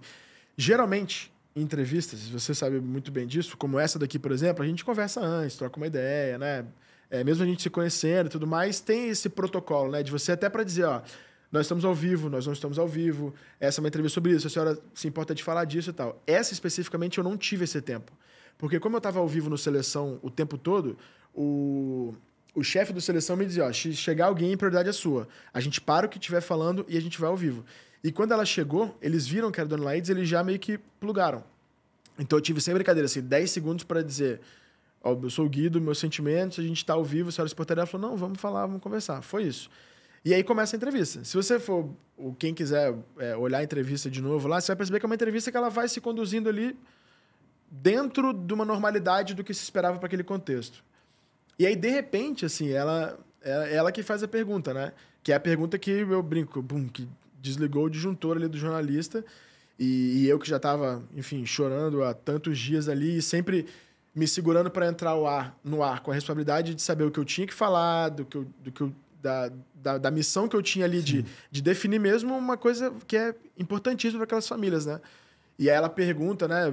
Posso fazer uma pergunta? Como é que você está se sentindo, né? Como jornalista e tal. E aí é aquela generosidade, humanidade, né? Que a Dona Ilaides, que ela é uma mulher realmente incrível. E aí enfim, eu desabo e me choro, a gente se abraça.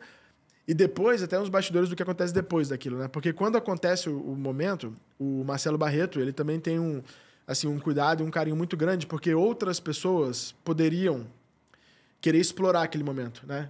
De, fecha mais, vai lá, não, vamos deixar no ar e tal. E o Barreto, pelo contrário, a primeira coisa que ele fala, volta para mim, o Guido não tem condições de continuar, a gente vai tocar daqui para que ele se recupere e tal, e tudo mais, e eles imediatamente tiram a imagem do ar, né?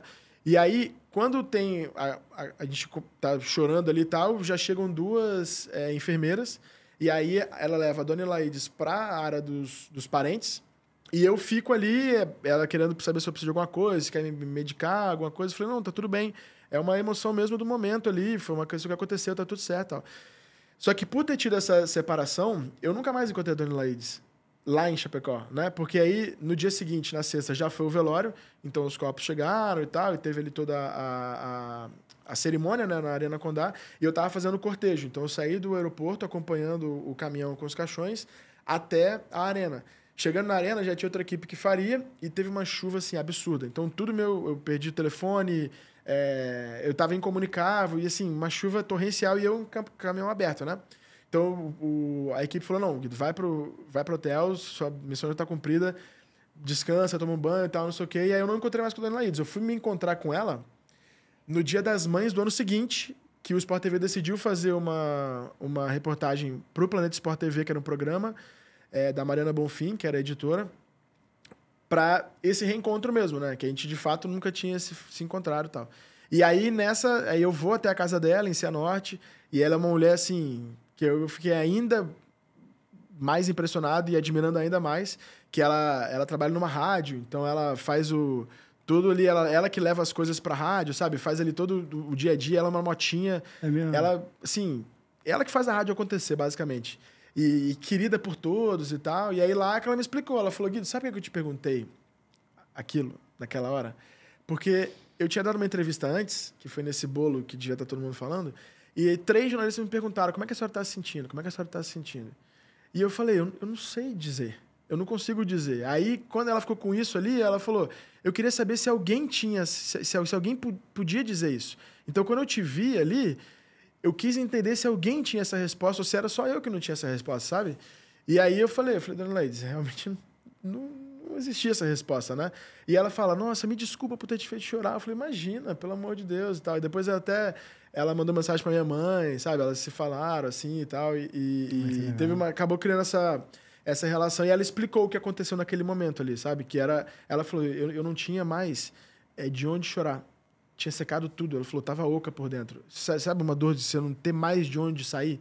E ali era uma questão mesmo de querer entender se alguém tinha essa resposta que eu não tinha e tudo mais. E aí, enfim, a matéria ficou legal, mas eu acho que para mim, pessoalmente, foi muito legal, sabe? Ter tido esse momento de sentar com ela, sem câmera, sem nada, sabe? Eu e ela ali, de entender, de saber como ela tava. E ela ainda sofrendo muito. Ela fez o quartinho dos fundos, assim, ela fez um altar do Danilo, então tinham todas as camisas, todas as fotos, todos os troféus, medalhas, assim, sabe? Até de se entrar, assim, eu me arrepiei muito, sabe? Quando eu entrei lá, cara...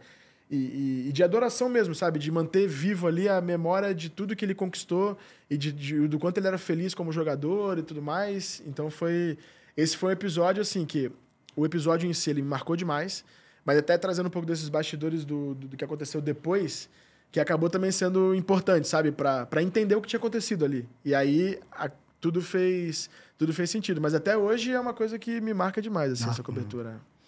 Você saiu em 23? 23, abril de 23. Eu recebi um convite do Thiago Maranhão, né? Que foi meu companheiro de Globo. Você pediu pra sair? Como é que foi? Eu pedi pra sair. Eu tava... As pessoas até perguntam, né? Por que eu saí? Porque quem tava de fora acompanhando, eu tava talvez no meu melhor momento, né? Porque eu tava apresentando o troca de passes já como fixo ali de stand-by, que a gente chama, né? Então, assim, se precisasse de alguém, eu fazia os programas. E eu fui chamado para fazer as férias do Rizek no Seleção Sport TV, que é uma função que não é para qualquer um, ela tem internamente ali... Não é o programa de maior audiência, mas é o principal programa de... imagino. E é um programa longo, de 4 horas, assim, e tal. Então, quando eles me chamaram, eu fiquei super feliz, assim, porque me confiaram, né, a esse trabalho e tal. Tava fazendo ali o Seleção. E aí, nesse período ali, eu recebi o convite do Thiago Maranhão, que tinha saído da Globo para ir para a Amazon. Então, tudo que a Alexa fala hoje em português, ele que ajudou a criar. Ele foi também apresentador do Troca de Passes, foi correspondente no Japão e tal, e hoje é superintendente do Corinthians, né? De comunicação. Ele me fez um convite que ele foi chamado para uma startup gringa, que era de plataforma de vídeo. Né? Ele estava precisando de um gerente de conteúdo, ele queria alguém que tivesse ali, né, esse traquejo para conseguir entender o que precisava ser feito, mas ao mesmo tempo saber ali do bastidor. E como a gente no Passaporte, a gente vai sozinho, então você aprende a ser tudo, né? Você é produtor executivo, você faz tudo. produtor, editor e tal. Então, como eu tinha essa bagagem ali, ele me convidou. E aí era um convite que era para uma mudança de vida, que era importante para minha família, né? Tipo, de ir para São Paulo. E aí não teria mais trabalhar final de semana, feriado e tal. Para o momento de vida era muito bom, o salário também era interessante. E aí eu falei, cara, vou conversar com a minha esposa lá, botamos ali tudo no papel. Eu falei, vamos arriscar, acho que vale a pena e tal. Aí fui chamava Stages, né, a plataforma. Fui pra Stages, foi um ano muito intenso. Eu cobri a final da Champions pela Stages junto com o PVC. Cobri a final da Libertadores daquele ano também. Mas o nosso investidor era israelense. E aí teve a guerra de Israel, acabou tendo um impacto, né, do Hamas direto nos negócios dele.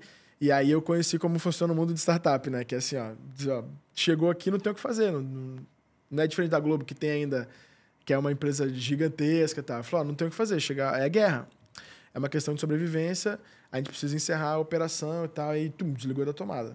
Aí eu falei, cara, e aí, o que eu vou fazer da vida, né? Volto, não volto?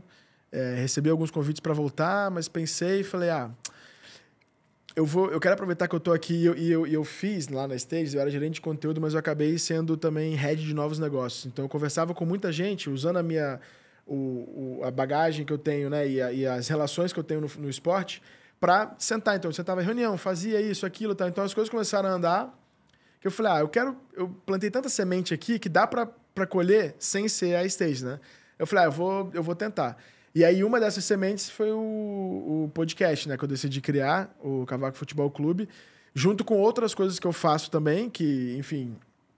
Ali hoje eu tô como empresário, né? Então, eu montei a minha agência, a minha produtora, e eu faço coisas para mim e coisas para os outros também ali. Eu cobri a Olimpíada ano passado pela Embratur, junto com o time Brasil, lá na Casa Brasil, em Paris. Então, eu fiquei lá fazendo exclusivo com todos os medalhistas, que foi, assim, incrível. E aí agora eu tô tocando meu podcast e outras coisas também, sabe? Nesse projeto, que é um mundo que eu nunca tinha vivido, mas que tá sendo muito legal, assim. Eu tô adorando. Eu me lembro na Olimpíada de 2016, cara, tinha um programa de madrugada que participava Madruga. o Roger Flores, Lucas, a Didi Wagner, Didi, Kira, Grace... Não lembro da Kira, mas eu lembro do Roger... Era Roger, Didi, Lucas e Kira. E sempre um convidado. Eu lembro que foi o Xande, foi o Anderson Leonardo. Teve um dia que você foi. Isso. E aí pintou um cavaco e você falou assim, pô, isso aqui é a minha paixão. Você pegou e tocou ali. Aí eu me identifiquei, porque eu gosto também de cavaco, banjo e tal. E aí depois você sempre foi aparecendo, se manifestando, que gostava de samba, tocando um cavaco e tal. Aí quando eu vi esse projeto, eu falei assim, pô, legal, cara. Eu queria que você falasse mais, assim... eu vejo que você entrevista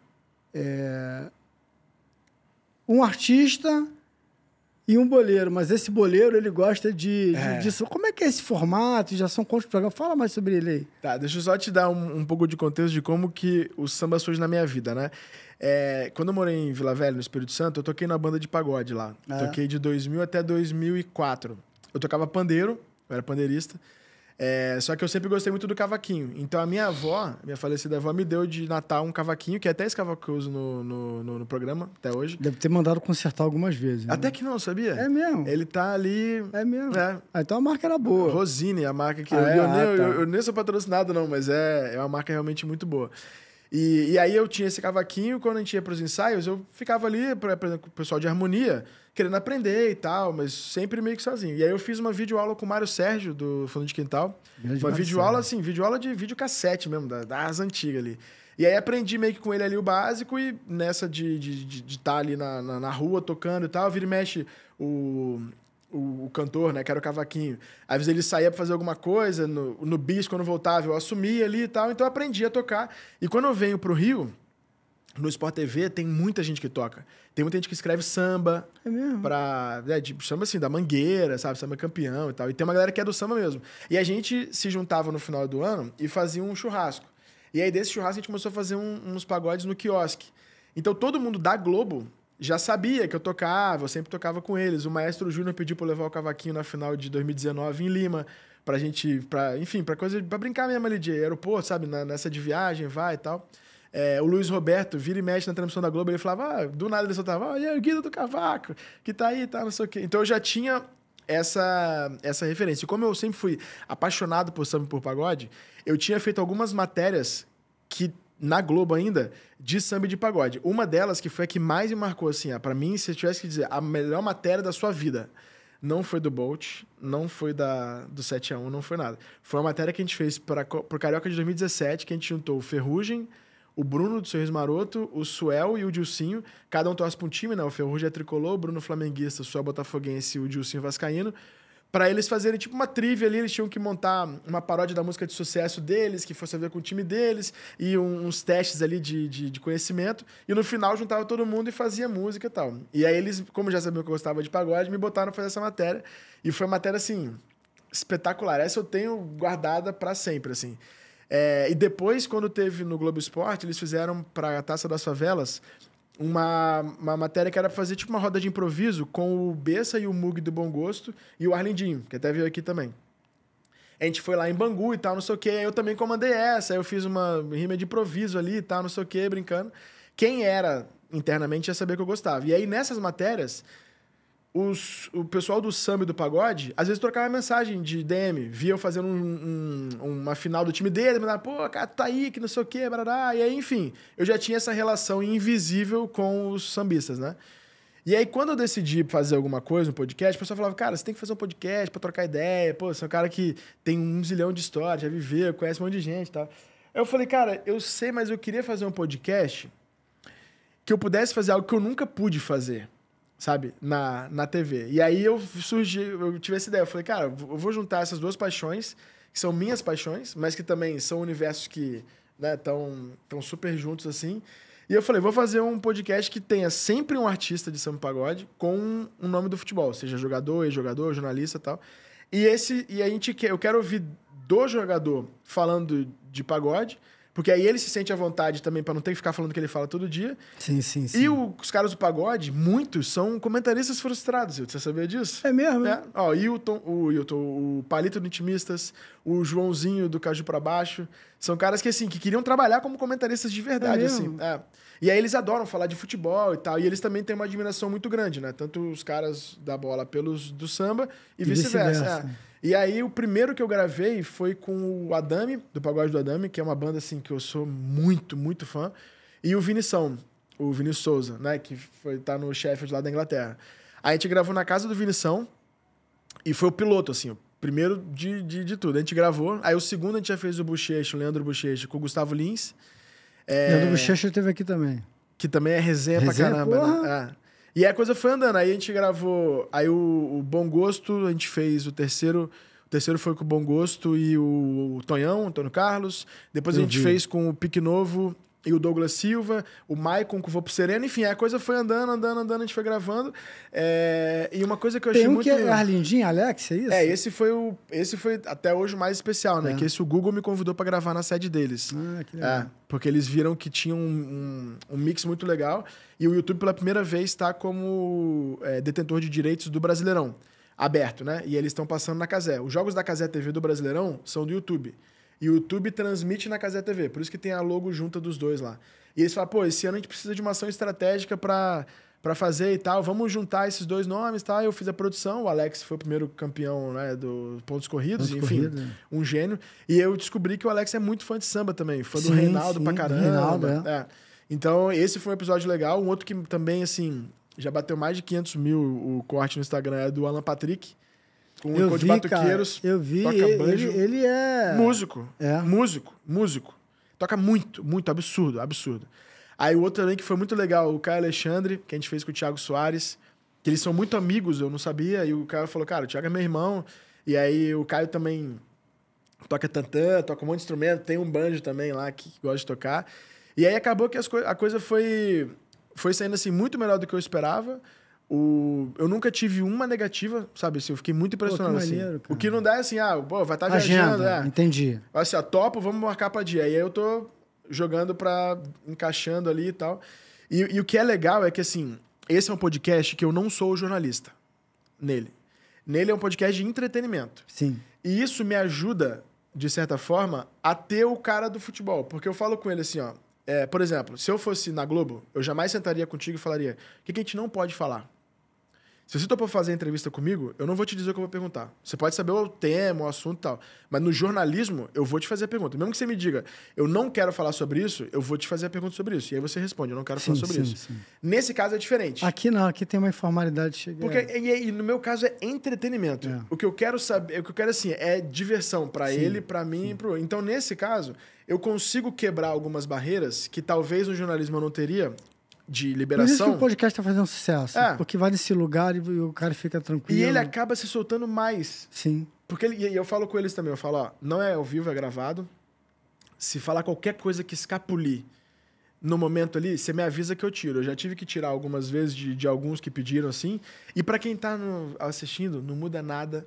Porque ele nem sabe que saiu. Nem sabe que saiu. E eu não preciso desse corte que vai viralizar. Tu vai ganhar muito mais sendo leal com o cara. Aqui também... Se tiver alguma coisa... É raro, né? Mas... de vez em quando alguém vem aqui e fala, pô, isso aqui, papapá. Eu falo, não, beleza, eu tiro. Não vai mudar a minha vida se eu mantivesse aquilo ali ou não. E aí facilita, por exemplo. Aí só para tentando resumir o que aconteceu até agora, né? Então eu comecei com esses projetos 100% independente, né? Então assim, eu tenho uma produtora que eu me associei ali para fazer a gravação e tal. E aí no começo do ano o Paulistão me convidou para fazer conteúdos especiais para eles, já no meio do Paulista, assim. Então foi uma coisa ali de, vamos, eu vou aproveitar que eu já tinha gente que eu tinha conversado, já tinha topado, não tinha agenda, eu consegui encaixar aqui e a gente fez 3 episódios que foram por décadas, né? Então a gente fez a década de 70, que a gente fez o Demônios da Garoa com o Rivelino, e a gente fez na casa do Rivelino, no interior de São Paulo, e foi legal pra caramba que o Rivelino tem um apelido de maloca da infância, por causa de Saudosa Maloca, do Demônios, enfim, e tantas outras histórias, assim, foi muito legal. A gente fez o Amaral, que é resenha pura também. Esse eu quero trazer aqui. Com o Márcio Arte, do Arte Popular, né, que canta temporal e tal, que foi dos anos 90. E aí, nos anos 2000, a gente fez lá no Morumbis, no Camarote, o Danilo, o Zidanilo, né, que depois foi pro Corinthians também, com o Jeito Moleque. Que aí eram bandas que marcaram a época, com jogadores que marcaram times de São Paulo na época, né? Então foram 3 episódios assim, que a gente conseguiu entregar dentro ainda do Paulistão. Assim, essa foi uma operação, a força-tarefa absurda, assim. Foi muito legal. E a logística legal. da tua, como é que faz assim, Dilo?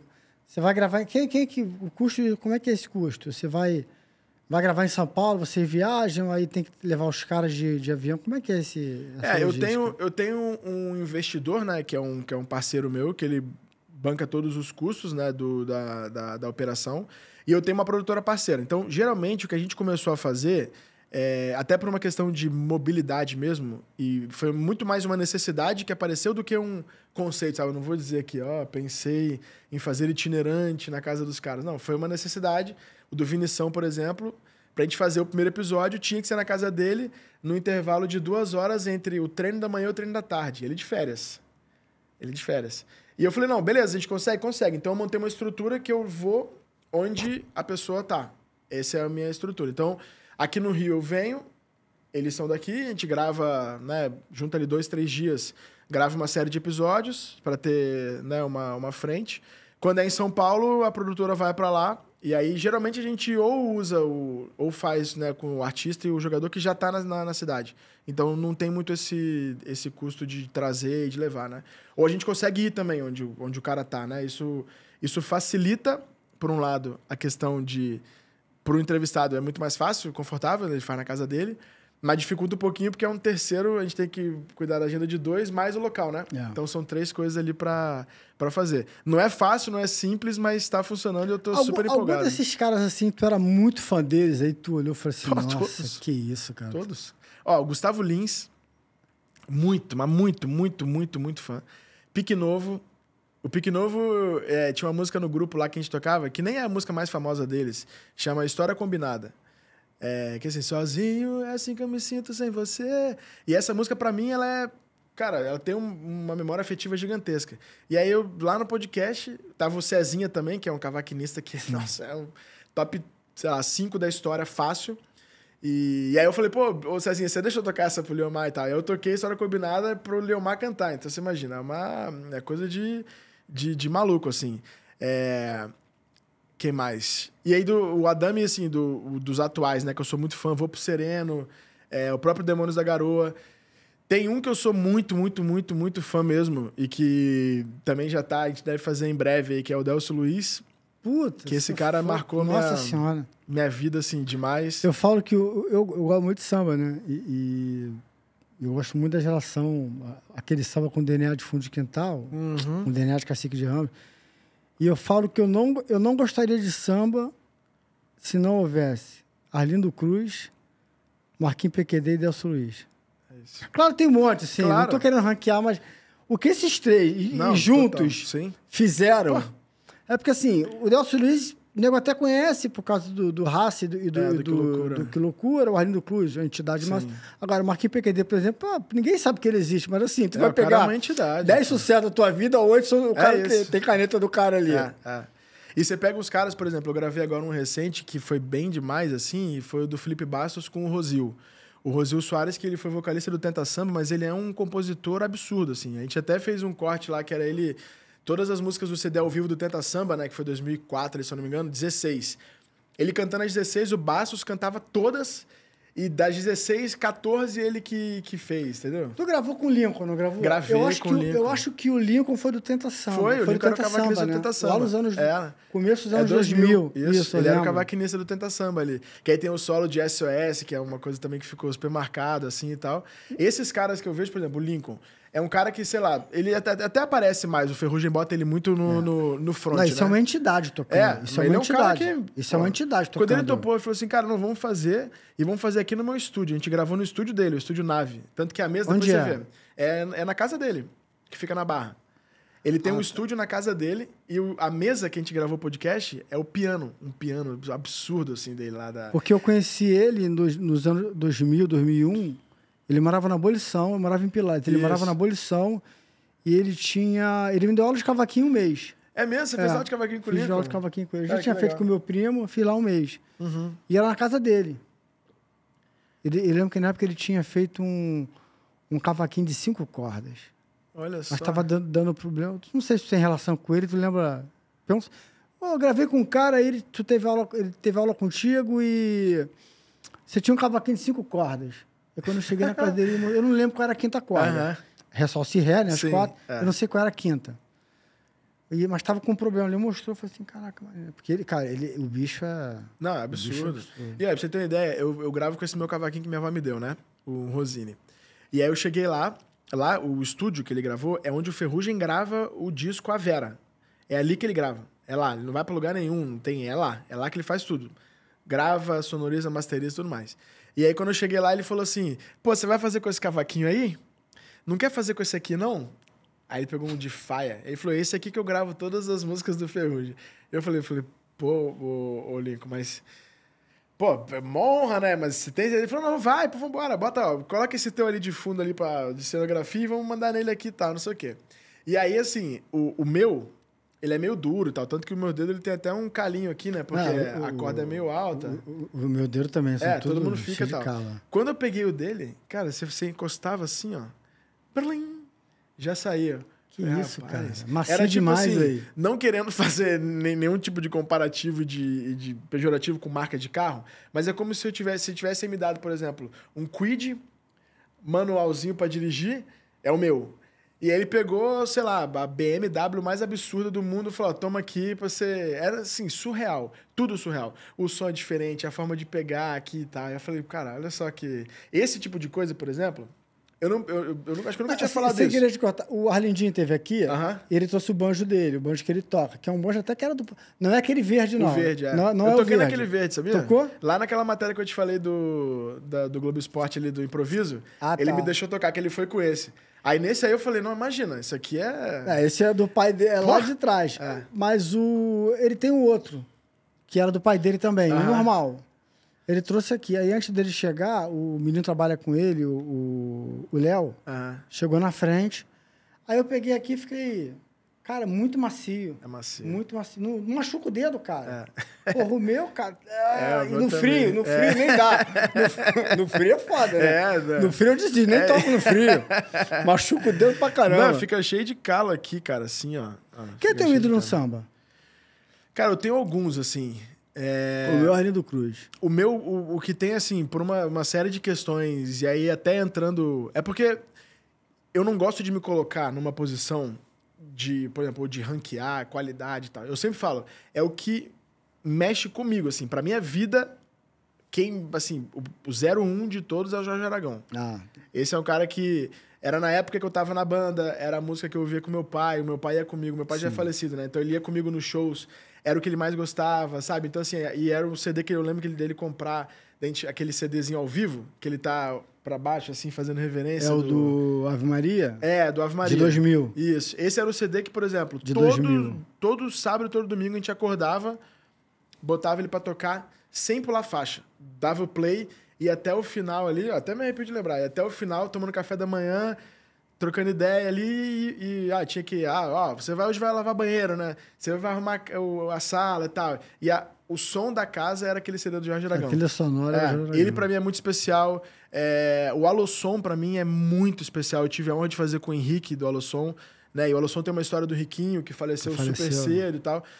Pra mim, por exemplo, o Alossom foi a banda... que na minha concepção, ela foi muito disruptiva ali, sabe? Musicalmente. Quando eu ouvi o CD que tinha Supera, Que Situação, a Instinto Natural, Falando Segredo, Melhor Amigo da Minha Namorada, eu fui ouvindo aquilo, e na época que eu era da banda, então assim, eu era muito, sabe, assim, de consumir, de saber, olhar na ficha técnica quem era e tal. Sorriso Maroto, pô, pra mim, eu tenho a honra, assim, eu sou muito feliz de dizer que eu fui... eu vivi o começo dessas bandas, né? Então, por exemplo, eu vi show do Sorriso Maroto lá em Vitória, em 2000, que o Bruno tocava pandeiro. Eles faziam pagode igual do Revelação, sabe? Pagode de roda. Todo mundo no banquinho, o Bruno tocando pandeiro, e tocava pra caramba, assim. Eu vi o CD do Ainda Gosto de Você lançar, sabe? Depois todos os outros ali. Então, são bandas que me marcaram demais, assim. Mas, por exemplo, Fundo de Quintal... Não tem comparação. É que, o Fundo de Quintal, eu fui no Charla, e aí eu fui fazer um ranking lá, que perguntaram, qual que é o ranking? Aí eu falei, na minha vida Que Loucura, que pra mim é o Dream Team do pagode. Eles juntaram, assim, Luiz Cláudio Picolé, o Prateado e o Delcio Luiz, isso de frente, assim, que era... você pegar a Copa de 70 ali e montar um time desse, pra mim é imbatível. Não teve, talvez, o sucesso... Que esses nomes trariam, mas pra mim teve. Então, pra mim, é o 01. Sim. Aí eu falei, Sorriso Maroto e Alossom. Isso é um recorte pro que eu vivi, pra minha vida ali, quando eu tava adolescente, naquela época, foram esses três. Aí viu... Qual é a tua idade? Eu tô com 40 hoje. Então é essa geração. Eu sou de 84. Essa geração. Então eu tinha 16, sabe? Quando surgiu ali. Então, pra mim, é muito especial. Mas o pessoal fala, mas você não botar Fundo de Quintal... Meu Fundo de Quintal, pra mim, nem entra nessa... Porque o Fundo de Quintal, pra mim, é o grande... É o pai de todos, sabe? É uma entidade... o Pelé, mas tu não viu... Como tu não viu o Pelé jogar, então... É isso. Aí eu boto ali, por exemplo, o meu Vasco de 98 da Libertadores, um Flamengo de 81 ou de 2019, sabe? O Fluminense ali, enfim... então, pra mim, esses são muito importantes, assim, sabe? Mas eu tenho, cara... Eu tenho uma admiração... por quase todos, assim, sabe? De admiração mesmo, de ficar bobo, assim, besta. Quem é que você sonha levar ainda lá? O Aragão é um. Já começou a fazer contato? Já. A gente já começou a conversar. Esse é um que eu quero muito levar. O Fundo de Quintal também. A gente quase fez com o Fundo de Quintal. A gente ia fazer um episódio lá em São Paulo com eles também, mas foi questão de agenda, assim. Agenda de mudança de show, sabe? Pintou um show aqui que esse dia vago preencheu. Mas também já tá... a gente já tá... Tá encaminhado, tá no radar, tá encaminhado. Mesmo bater a agenda ali pra fazer. Um cara que eu quero muito fazer da bola, né? É o Zico, que foi o maior ídolo do meu pai, assim. Então, ele é um cara que eu quero muito falar com ele também. Deixa eu ver quem mais. Zeca Pagodinho... Aí, Sorriso Maroto, Ferrugem. Ainda tem muito. O Cavaco tá só no começo. Ainda tem. Legal, eu tenho acho que 20. Gravados 20. Vou gravar mais agora. Quando for gravar no Rio, me leva pra ficar... Não, vou te falar. Vou ficar de fora vendo ali. Vou dar uma olhada, ficar de fora. Me leva pra ficar de fora vendo. Não, você quer ver um também que pra mim, assim, vai ser muito especial. O Mauro Diniz. A gente ia gravar com ele, só que choveu. A palhaçada dele é sacanagem. Então, isso é brincadeira. É sacanagem o que ele faz ali. Ele, pra mim, assim... É um cara que, por exemplo, eu uso a minha esposa como como termômetro, né? Ela não gosta de pagode, ela não é do samba nem nada. Então eu falo assim, vou fazer com... sei lá, o Márcio Arte Popular. Ela, pô, Arte Popular, né? De temporal, para lá. Ela fala, vou fazer com o Mauro Diniz. Ela não sabe quem é o Mauro Diniz, obviamente, né? Porque ela não é desse mundo e tal. Só que aí, quando eu falo assim, eu falei, meu amor, é o Mauro Diniz. Tu sabe que o Mauro Diniz, ele é autor da música que eu mais gosto na vida. É mesmo? Que é Sol e a Brisa. Pô, que legal. Do Zeca. As 3 músicas que eu mais gosto na vida, assim, ó. Se eu fosse morrer, eu vou morrer agora. Deus fala assim, ó, tu só vai ouvir 3 músicas. Eu tenho essas 3 no tempo. Sol e a Brisa. Eu vou dar uma roubadinha, um pupurrizinho de uma música que o Reinaldo gravou. Volta de Vez Pra Mim e... Onde está e Volta de Vez Pra Mim, que ele regravou. Está, na versão dele, é lindo. E Trilha do Amor com Revelação. Eu acho, porra, eu amo Trilha do Amor. Claro, é uma música que não é tão... não é famosa como essas 2 outras. Se bem que o do Zeca é meio lado B, não é uma música... Eu acho até que é meio lado B, cara. Eu também acho que é. Se fosse pro Zeca, com certeza. Não é Só e a Brisa, é meio lado B, não é... Os sambas Como é que começa Só e a Brisa? Se a brisa da manhã de mim se esconder. Puta, eu amo essa música. E na segunda parte entra com banjo, com uma batida. Nossa Senhora, cara. E a música dele a música é do Mauro de alguém, não sei quem é o outro. Assim. O Mauro eu fui descobrir que na época que eu comprava CD, eu ficava vendo a ficha técnica, né? Eu também era assim. E aí eu fui ver, todos os CDs do Exalta Samba que fazia o cavaquinho era o Mauro, sabe? O banjo era o Arlindo. Você pega de todos, assim, Sorriso Maroto, tanto das antigas, né? Fundo ali e tal. Tu quer ver outra curiosidade? Eu tenho essas coisas, assim, quando a gente gosta muito de alguém, a paixão às vezes é um lado B. Você sabe qual é a música que eu mais gosto de Fundo de Quintal? Qual? Canto de Rainha, Canto da Rainha. Caramba, que é bem lá do B mesmo. Bem lá do B, que é pra Dona Ivone Lara, né? Tentando esquecer os amargos da vida. Que, pô, é super lá do B, cara. O nego não sabe com essa música, só que é a raiz mesmo com essa música, né? Então tem essas coisas, né, cara? Pô, o Zeca é Só e a Brisa, o Fundo de Quintal é canto...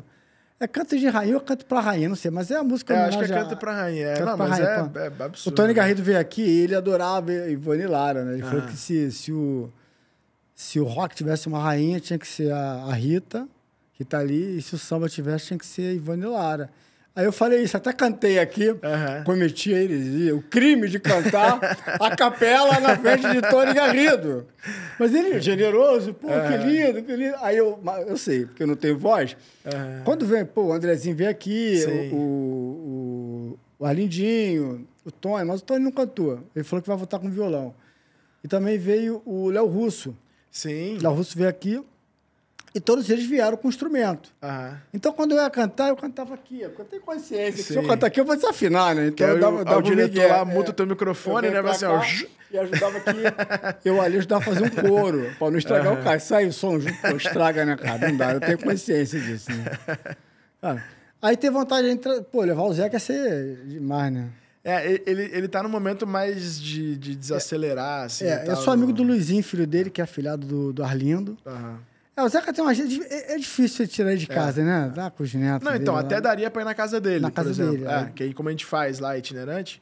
Mas, por exemplo, esses caras também, assim, eu nem tô com pressa, sabe, de fazer. Porque tem muita coisa de entender tudo, sabe? Entender processo, entender as coisas ali. Eu não tô com pressa, sabe? E aí entra numa coisa que, assim, quando eu comecei a gravar aqui, eu fiquei 1 ano e 1 mês...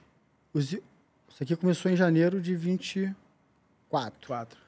O Zico veio dia 14 de fevereiro desse ano. 14 de fevereiro, aniversário da minha irmã. Por isso que eu não esqueço.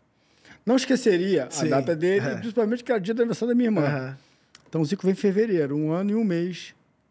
Eu fiquei 1 ano e 1 mês ouvindo. Quando é que você vai levar o Zico? Quando é que você vai levar o Zico? Quando é que você vai levar o Zico? E eu falava para todo mundo, cara, eu quero levar o Zico é meu ídolo maior, é meu pai e minha mãe Zico. Mas... a força do trabalho é a consistência. É, isso aí. Não é levar o Zico. Claro que eu quero levar o Zico. Claro que, do cacete. Mas é consistência, cara. Porque às vezes não é a tua melhor entrevista, às vezes não vai ser no Zico. Isso aí. Não vai ser no Djalminha, não vai ser no Pet, que já vieram aqui. Sim. Vai ser num cara que vai ser num lado B, sem querer diminuir ninguém, tá falando lado B. Sim. Vai ser num cara menor, mas que vai ser uma conversa do caralho, vai ser um papo fudido e, porra, muito corte, vai ser fantástico. E você vai ficar felizão, pô, aquele papo foi muito maneiro. É isso aí. Entendeu? Eu falo muito assim, cara, às vezes as pessoas... E eu acho que isso é natural também, porque se você se colocar no espectador, talvez você também tenha esse desejo, né? Que não é uma cobrança, é um desejo. Mas aí acaba, na repetição, virando uma espécie de cobrança, né? Tipo, e o fulano, e o Beltrano, e o fulano. E assim, eu não tenho o menor medo de parecer, sabe, demagogia nem nada, porque isso é muito verdade mesmo. Cada episódio que eu faço, pra mim, é tão especial, mas tão especial, assim, no nível... absurdo. Porque tem produção, tem... E tudo, assim. E uma admiração verdadeira, sabe? De quem tá ali. Assim, de quem... Pô, as pessoas que eu convido é porque eu conheço a história, eu admiro, tu não levou um lado B pra quebrar galho ali. Tu levou porque tu quer estar ali naquela resenha com os caras. Que não é pra fazer, não, esse aqui foi o que deu. Cara, não mesmo, assim. Pelo contrário, assim. Tem uma lista, óbvio, que você faz ali, né? Tem os que são mais difíceis, tem o que tem uma agenda puxando de pilares.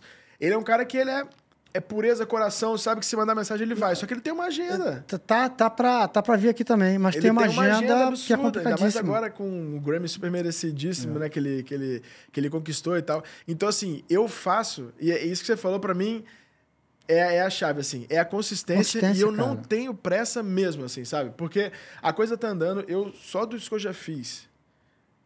Nossa Senhora. Se vocês falassem assim, valeu, Guido, o Cavaco precisa acabar hoje porque baixou uma lei que você não pode mais usar as músicas, não tem mais como fazer nenhum. Teu programa não existe mais. Eu sou o cara mais feliz do mundo. Sim. De verdade. De verdade mesmo. Guido, gostou? Pô, maravilha. Gostou do papo? Preciso voltar que você falou, não me colocando na categoria de músico. Mas hoje eu vim sem o cavaquinho. Então na próxima você traz o seu banjo, eu trago o cavaco.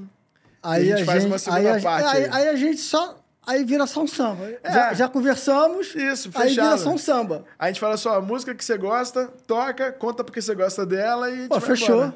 Fechou. Faz uma lista aí do que tem de... Vamos marcar um segundo papo. Manda ali, teu recado para as pessoas te seguir a tua rede, a rede do teu projeto. Manda um abraço. Vamos lá. Isso é uma coisa que eu preciso ainda aprender, porque eu tenho cabeça de... Ainda tô... com a cabeça da TV, às vezes eu faço o programa inteiro e eu esqueço de pedir pra se inscrever. Você sabe a importância que tem, eu também, né? Eu só pedi no começo, vou pedir agora no final. Eu não faço, eu sou ruim disso também. Tem que pedir, cara. Eu vou trazer uma plaquinha aqui com aquele dedinho. Você tem que botar assim pra subir. Dedinho de like do Facebook, aquelas coisas assim. Então, antes de você me seguir, antes de você me inscrever, você já tá inscrito aqui nesse canal, no canal do Wilton Só Resenha, então se inscreva aqui no canal do Wilton. Deixa o like. Depois, se você quiser acompanhar um pouco do Cavaco Futebol Clube, aqui no YouTube mesmo, Cavaco Futebol Clube, você já vai cair lá na minha página, lá no meu canal. Também se inscreva, deixe seu like. No Instagram, o meu é @Guido Nunes e o do Cavaco é Cavaco Futebol Clube. TikTok, Facebook, tudo. Guido Nunes e Cavaco Futebol Clube. Dá essa moral pra gente aí. Guido, quero te agradecer de novo pelo papo, pela presença. Já está aqui um convite para um Guido Nunes 2. Já está aceito. Fechado. Viremos armados. Obrigado pelo papo, pela atenção, pelo seu tempo. Boa viagem, bom retorno. Obrigado. É legal? E eu vou me despedir aqui de você, pedindo mais uma vez para você se inscrever no nosso YouTube, para você se inscrever nas nossas redes sociais. O nosso Instagram é Só Resenha Podcast. O TikTok é Podcast Só Resenha. O Kawaii é Podcast Só Resenha. E o Facebook é Só Resenha. Não tem podcast, nem antes nem depois. Somente Só Resenha. Porque lá eu posto muitos cortes por dia.